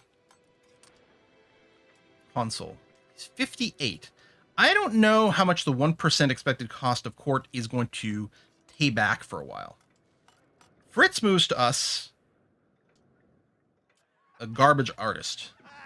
Okay, option B, better use, lose prestige. You know what? I'm just going to do that. Yeah, maybe that was stupid.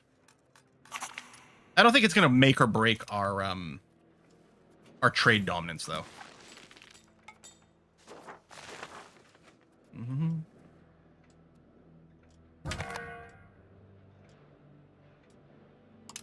Oh, yes, remember hospitals.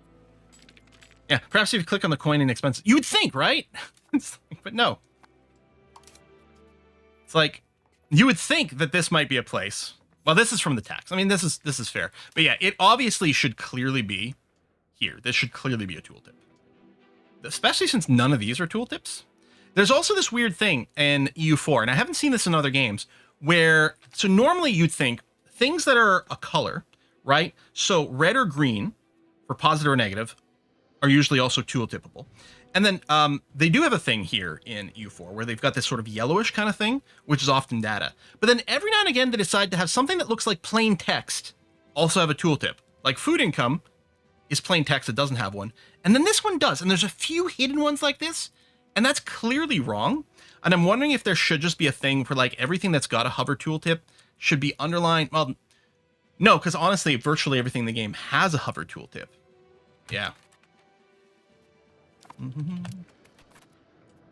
Oh, one of my cabinet members died. Okay, let's go and replace you. There are not a lot of options, and there's no one from the court. This guy's 70. Everyone's pretty... Well, these guys are pretty old. Down here... I mean, this guy's got the highest total number, so I guess we'll use you. I don't know that we've got that many military actions. No, you know what? I'm going to use this guy with the admin, although the assimilation's not going to be good. We'll give you another... What is an admin task that we might want to run a lot of? I guess develop province. Yeah, all right. I'm on the basis that Reinhold's probably going to be more useful to us. I'm going to do that, and I'm going to switch from this assimilating to develop province instead, because you're quite good at doing that. And yeah, we'll just go for a high population location. And then, since assimilation is diplomacy, got a couple of 43s. You're 54, but you're really good at admin. Okay, instead of developing the Platnet, I'm going to have you continue to do the simulation in places where our numbers are very low. Okay, and then we're going to change what you're developing because the Platnet has more population. All right, good. Lose stability or lose prestige and... Ooh, efficiency of our cabinet, 25%. That's really bad. I don't like losing 7 stability either, but let's do it. All right, finally, Austria started to win. And we are not interested in participating in this war. Hospitals. We had built some, but not very... Oh, no, actually. Only 2 places didn't have it. I guess we did do a proper mass build at some point. We gone for a long time without diseases, and it was really weird. I think there is a disease map mode. Yeah, we're back to... Oh, no, there's still some diseases. We ran for a very long time with no diseases hitting us at all. For like 100 years, like no diseases throughout all of Europe, which felt like a little bit of a glitch. And then we loaded up one day, and then we started getting diseases again. So I'm assuming something got fixed in a patch somewhere along the way. Yes, I do want to go back to Stationeers. U5 has taken over a little bit. I do want to go back to Stationeers on Monday. But yeah, I don't know what the timeline is for any of this.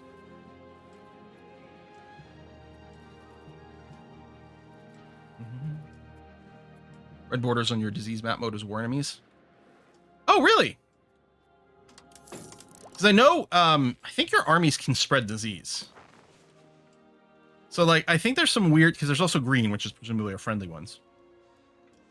Like, I think your army can catch a disease and then spread it.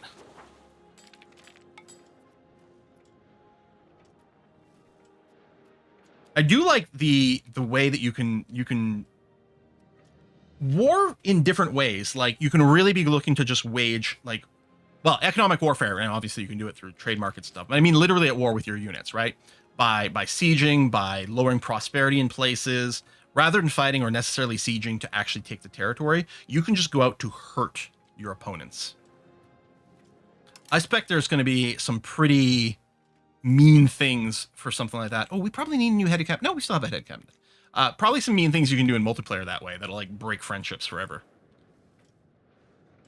Army can't contract a foreign disease at home. Yeah, that's why I'm keeping my army at home. Nice and safe.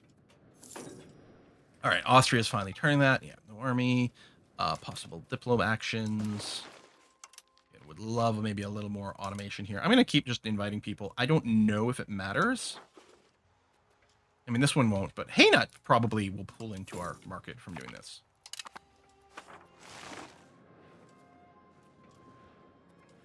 Would you recommend EU5 so far? I mean, I really like it.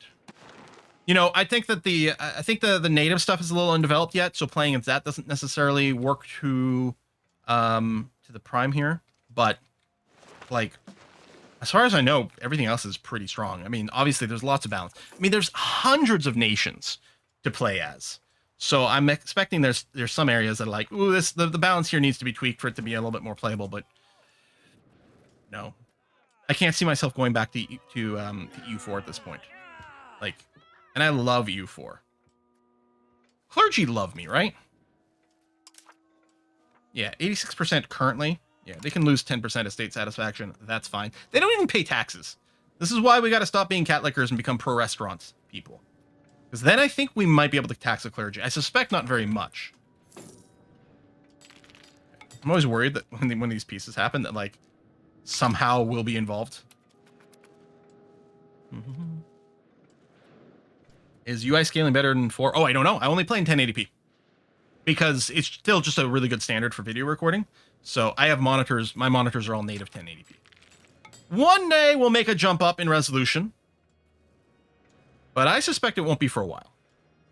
There you go. Sarian says they play in 4K scaling. Seems fine. As far as I know, it was designed for that. In fact, a lot of times when I go and I visit somewhere and they have game demos that I can play like on location for something, a lot of times those games are in 4K. So when I did Civ 7, when I did Anno 117, for example, those were all running natively in 4K. And then for me, in my old man eyes, I was like, oh, the UI is so small.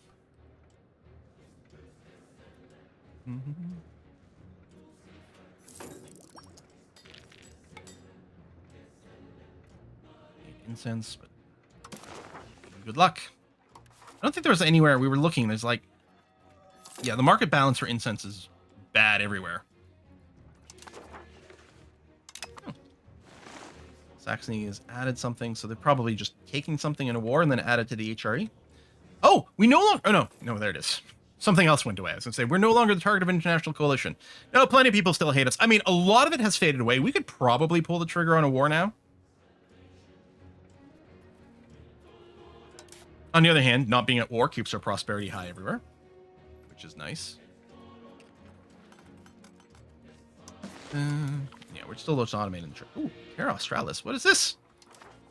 Scholars of ancient Aristotle theorized there must exist a great unknown continent in the extreme south of the world. Now that traversing the globe has become dramatically more accessible, explorers, cartographers, and scientists are beginning to take an interest in the missing continent once again.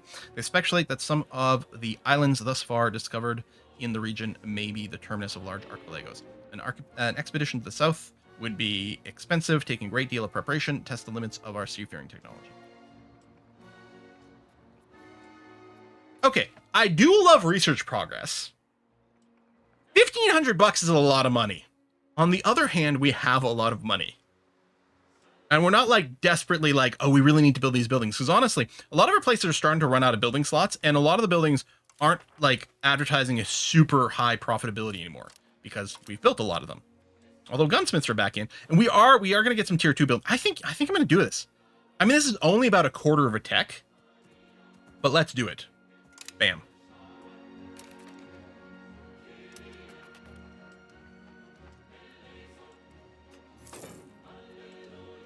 Yeah, it's landlocked, just sending them out on rafters. I mean, it's fine. They're just going to hike through the Ottomans, down through Africa, which we don't know about really, and then they're going to make themselves their own boat and they go south. What? Oh,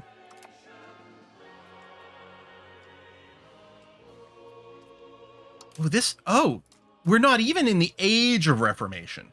Okay. Lutheranism! A new heresy has appeared in Christianity. Clearly, these are people who do not understand that the only true faith is Catholicism. Well, I don't think we're going to understand that for very long. The Lutheran Reformation. Thoughts of disapproval against the Roman Catholic Church are spreading across Europe following the increasing... See how these, like, they're clearly tooltips because they're yellow? I think this page is just coded wrong. There's no way that the tooltip is supposed to be here. Someone probably put the tag in the wrong place. It's got to be it. Oh, but I am surprised that it didn't auto yellow this by virtue of the fact that there's a mouse over. Right? Like here, anyway. Increased practice of indulgences. Oh, unacceptable.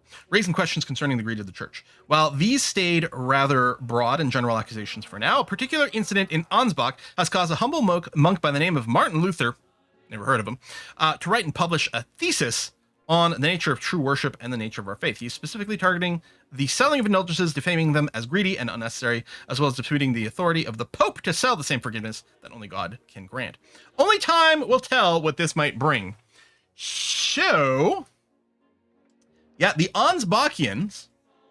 So this is where it's kicking off, in Ansbach.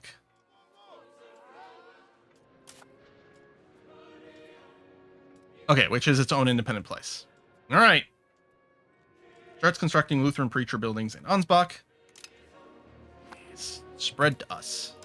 I don't know. We can embrace the Reformation, but I'm assuming requirements not met. It's weird to me, like, that the requirements aren't visible without mousing over. Greater than 0% Lutheran. Or greater than 0% Calvinism. Right. Presumably that's all we can do at this point. But we're not very far away, so I'm expecting it's going to spread to us. It's related to Lex Luthor. Check triggers for being the source of the New Age. You mean the institution? Because New Age just happens on a schedule. But we had looked very carefully. We were especially excited about global trade. Right, it always starts at 1%, right? Even if it's like, it literally can't be. Yeah, okay. It's like, it hasn't started ticking yet, right? And then if we do this and we mouse over here, we can see the requirements. And we are dynamic. And again, it would be really nice to see check marks over here. I don't know, do the check marks appear when we do get into the New Age? Because we do have banking. We have the banking institution. We have the New World institution. We are in Europe. We are a market center. Strasbourg is a city. And I'm betting we've traded more. Yeah, we've traded more than $500 worth of goods, I'm sure. So we satisfy this. We might not be the only ones that satisfy this. But in theory, when the Age of Reformation comes, I think global trade could show up where we are. I don't remember what the deal with artillery is. Professional army, yes, because that's one of the institutions, which we have, 100%. We're in Europe. We have a gunsmith. We have a tool guild. Oh, right. We are defensive, not offensive. So we can't spawn artillery, I don't think. And then colonialization, we don't care about at all. But yeah, I think, we're highly on the defensive side over here. Which, in hindsight, knowing that we could have used this to trigger an institution, I think I would have pushed towards offensive right from the start. Aren't those old institutions? No? No. Oh, wait, what? Wait on. No. Age of Reformation, global trade hasn't kicked in yet. No. Hasn't appeared. Yeah. So, Age of Discovery, like, we did spawn the printing press. And some of these are old institutions, like banking and professional army. Those are old institutions which we have, and those are requirements for these things. But yeah. Looking at old institutions, you spawn global trade. No. Yeah. No. Chat. We had a conversation about all this. Don't make me feel like I'm crazy, because all the times when I am crazy and wrong, then I'm not going to believe you. It's like, oh no, this is just chat trolling me again. Meanwhile, they're trying to stop me from making a horrible mistake. I'll go the entire Republic. That's not a question here that makes much of a difference one way or another. Come on, spread to us.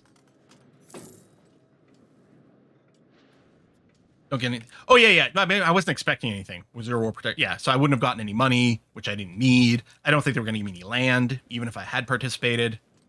So, yeah, I wasn't worried about that. Price of guns is getting higher. All right, let's build a bunch. Bunch of gunsmiths.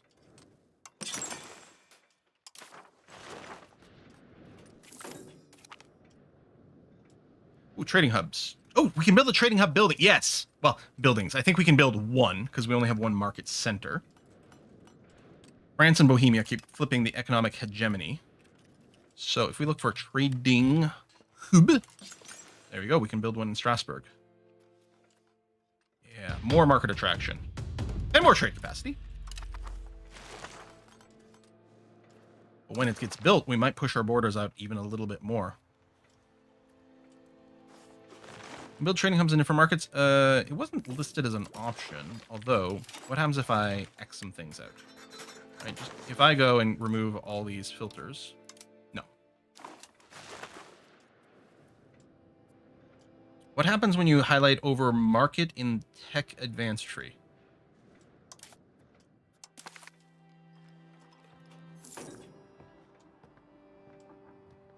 Highlight over market. So this is the tech advanced tree. Highlight over market. mean, I can highlight over the market prices. I'm not sure what you mean, Trevor. Sorry.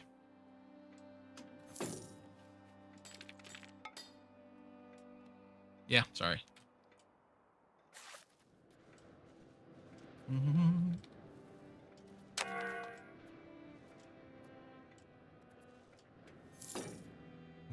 That's it. Sorry, I didn't know there was a tree. Oh. Okay. Can we find... Ooh, is this all spread here? So they're still Catholic, but I'm assuming... Oh, yeah. Has Lutheran preachers active. Yes. Oh! Oh! It's Strasbourg proper, but it is starting... Oh, I can embrace right away.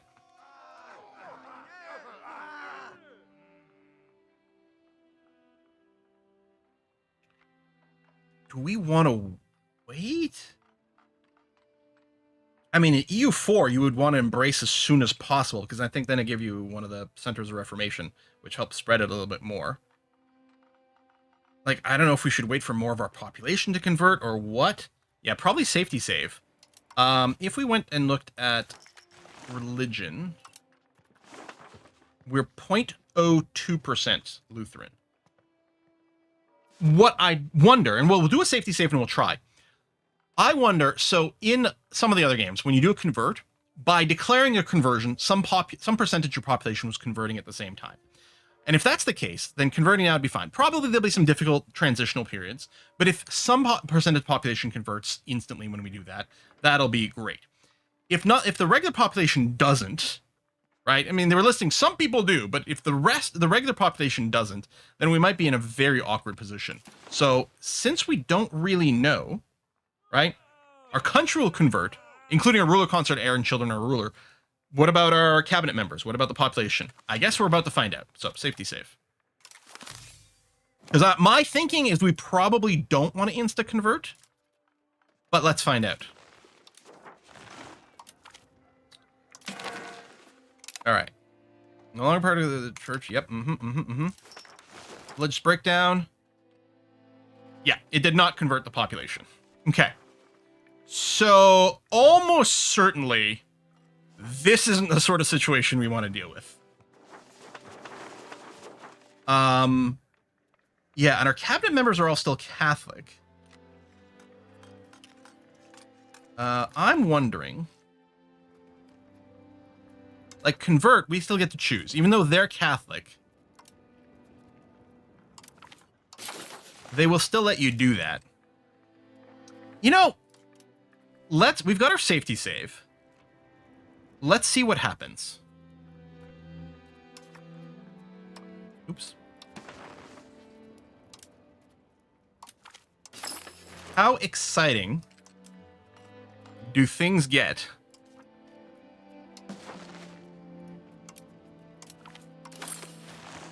if we just let this run?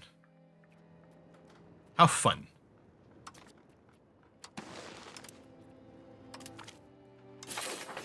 All right. And what is education of the masses? So right now we have religious teachings. Or... Oh, did this get disabled? We're already codified.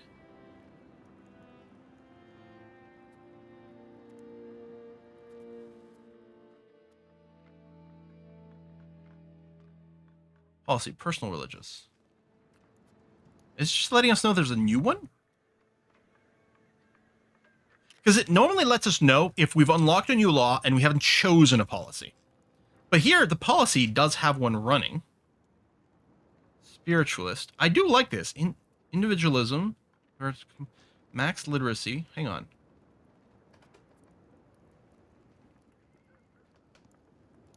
Okay, so we get less max literacy towards nobles and clergy. Burghers are the same. Peasants are the same. Laborers are the same. Soldiers are the same. Slaves get worse, but we don't have any. And it moves it there. So we get... Is this for some reason invalid? I mean, it's invalid because we've already codified it.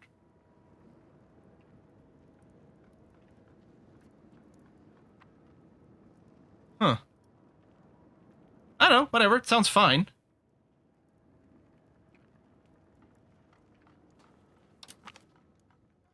Well, we're not going to go uneducated masses.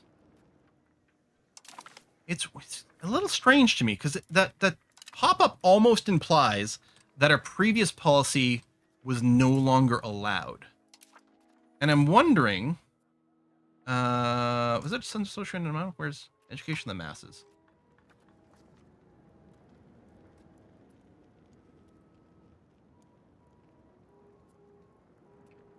I'm a little...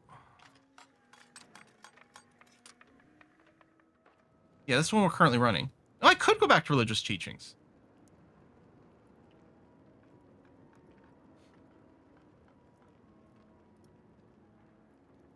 So this is not purely a Catholic one. Yeah, and we took the stability hit because we did the change. And I'm not sure that we would have wanted. I'm not sure why that warning was up there. Because if anything, I might be in favor of changing this law to personal religious education. But I probably would have wanted done it through a parliament thing. This is why we have the safety save, by the way. Because this doesn't really make a lot of sense. Now, also, do we have... There we go. Lutheran Preachers Building is available. Monthly religious conversion percentage. I guess we could build a bunch of those. I think I'm going to revert because I don't think I like the law change. Because it doesn't seem like a good idea. Everything was at 5%, except we went from 10% to 5% for the nobles and the clergy. It didn't make the peasant population better. So, and what I'm thinking with the Lutheran preachers is we spam out a bunch of these, and then later on, do we tear them down when they become sort of pointless? They don't employ a lot of people, to be fair, but... And maybe there'll always be some religious warfare, so we're not going to want to.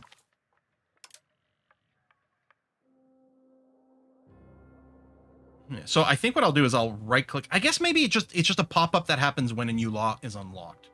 Because it definitely shows up when a whole new category is unlocked and you have to pick one.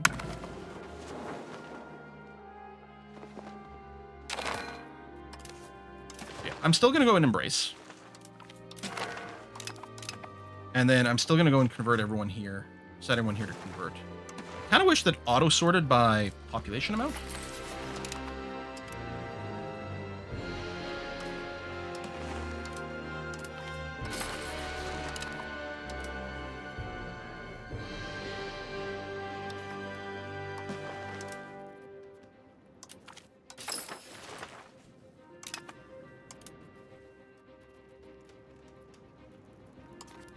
The fact that this is a military action really tells you a lot about the style of conversion that's going on. It's not diplomatic. It's military. Okay. So, and then the new policy is available. So yeah, it is just a notification that a new one is available. It was just like a little confused here, but okay. So I'm just going to right click to get rid of that alert. So we don't actually have to deal with it. Ooh, I can dissolve the monasteries. So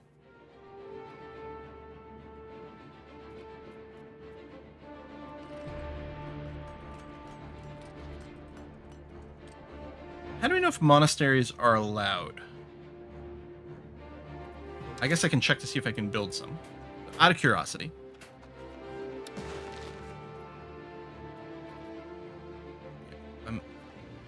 Yeah, okay. So, we can't build the monasteries as Lutheran.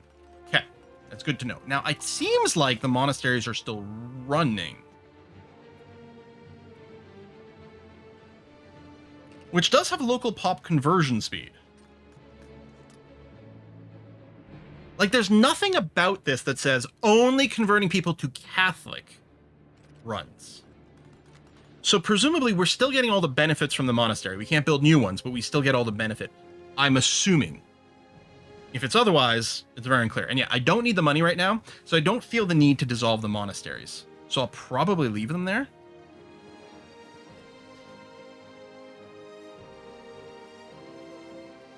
How are we sitting at 99% religion? Well, let's see what happens when we unpause. There's no way we have 99% religious unity. There we go. That sounds right. Oh, and then the Fugers aren't particularly happy about us. How do I interact with you?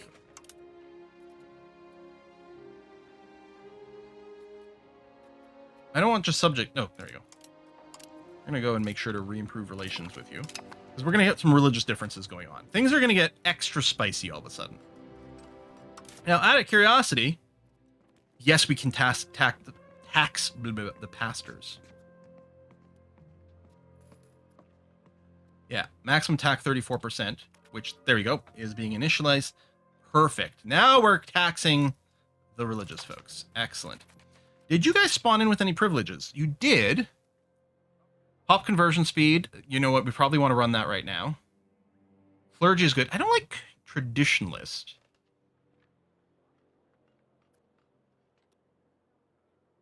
Do I want to revoke this? I like literacy. This might be a good opportunity to revoke this. Although I suppose it is going to make the burgers a little bit more powerful, and they might be a little something something. But no, let's go ahead and do that. Okay. I'm going to keep ignoring this one. They're currently unhappy. They'll get better. Oh, laws not codified, air religion.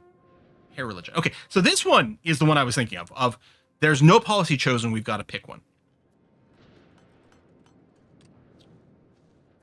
So, our heir can be of any religion. Satisfaction goes up. Tolerance of heathens. Heir of any religion. Humanist. Same religion. Same. I think this. Our heir being of a different religion. How bad is that? And the thing is, it's an election system. So they might elect someone. They might just elect a Catholic. First one is decay. Oh, decay increases.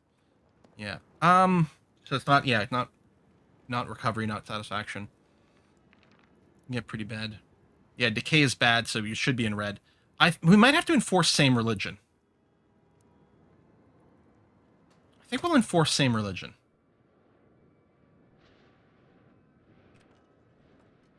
Yeah, it's true. We don't. Well, you're right. We don't have an heir at all. Yeah, we don't have it. Hold on. We don't have an heir at all. Because I was just thinking, I was combining this with this makes it so that our election can only pick someone of our religion. But that's not really what this says.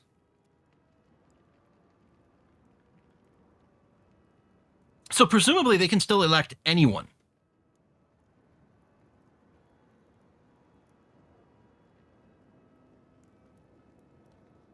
Let's assume this does nothing for us, which might not be the case. Let's assume this has absolutely no impact on us. And so we're interested in other things. So probably what I want is humanist. The satisfaction decay is annoying. So this is, if their satisfaction is above the equilibrium, they're going to drop to the equilibrium faster. Which sucks, but isn't a big deal. And meanwhile, we'll get some extra tolerance for the heathens. Sure. I mean, we're not trying to be extremists of any religion here. We're being practical, and the practical thing is that the Protestants pay taxes. And we like that. Okay, the Catholic zealots might be the thing that caused our nation to collapse. How do I...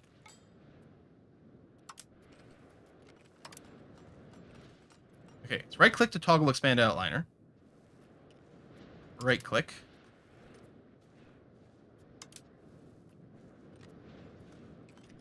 How do I get my outliner back? What? Okay, now it's back. I just clicked and then I hit escape a couple of times. Might have run into a slight UI bug there, but we navigated our way through it. All right, Lutheran preachers, they need to hire. Oh, right. Sorry, I don't think I actually got around to building those buildings because we did the little restore.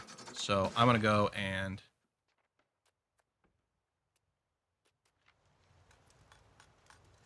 Oh, you don't build it manually. It auto-spawns. You can't build it manually. Okay. Well, I guess the most interesting thing to do right now... Well, first of all, we're going to end the stream in a second. But as I say, we can keep an eye on the religious breakdown. All right, we're already up to 3.6%. Let another month tick by and see how we're doing. Yeah, our vassals aren't going to be terribly happy. Oh, the tech tree for Protestant tech. Now, I'm going to assume, but maybe this is crazy, that there's no Protestant tech in the earlier ages. And yeah, I think the Catholic techs have disappeared.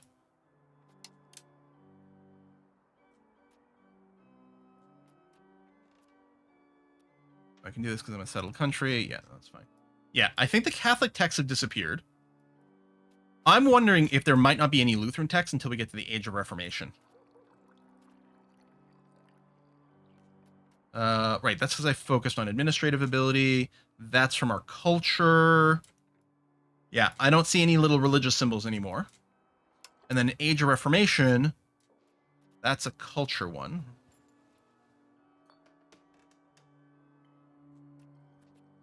That's because we're a republic. Is it possible religious texts have gone away? Or maybe they're just not visible because we haven't entered this area yet. That's another just one because we're a republic. Yeah, I don't see Lutheran tech.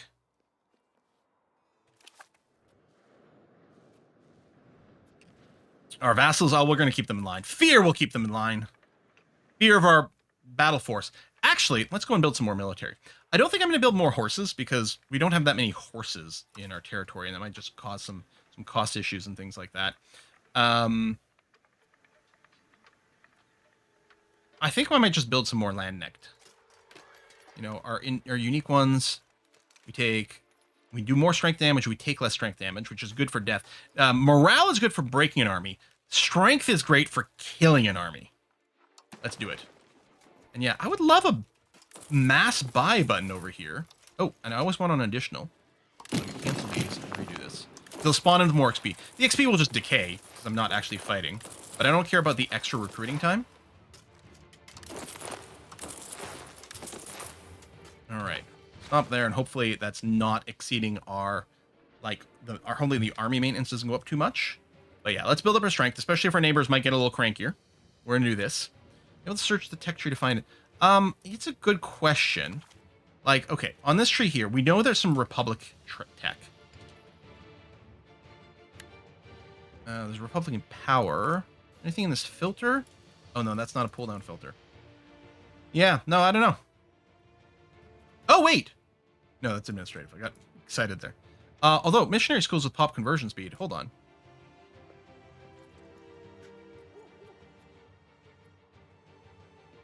Was this here before? Maybe it was here before and I was ignoring it because, like, I don't need to convert anyone. But now I do. Can we reorder this? I don't think I can. I can unqueue everything, which is annoying because I'm going to have to requeue it. Maybe I'll have to do that, though.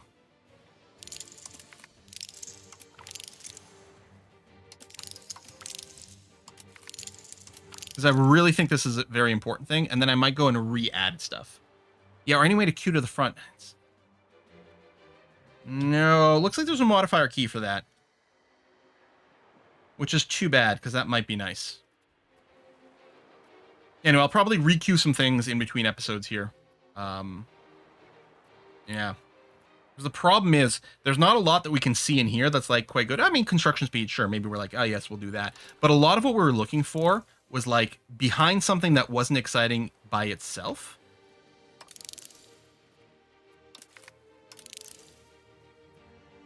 More law unlocks. I don't know, we might have gotten a few. Oh, hold on. Preaching missions.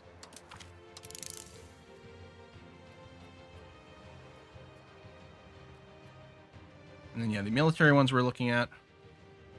Okay, anyway, we'll put a cut in here because we've gone over. Next live stream is going to be on Wednesday. We're going to be playing more of this on Wednesday because I am still freaking loving it. There was a news tower video that went live today.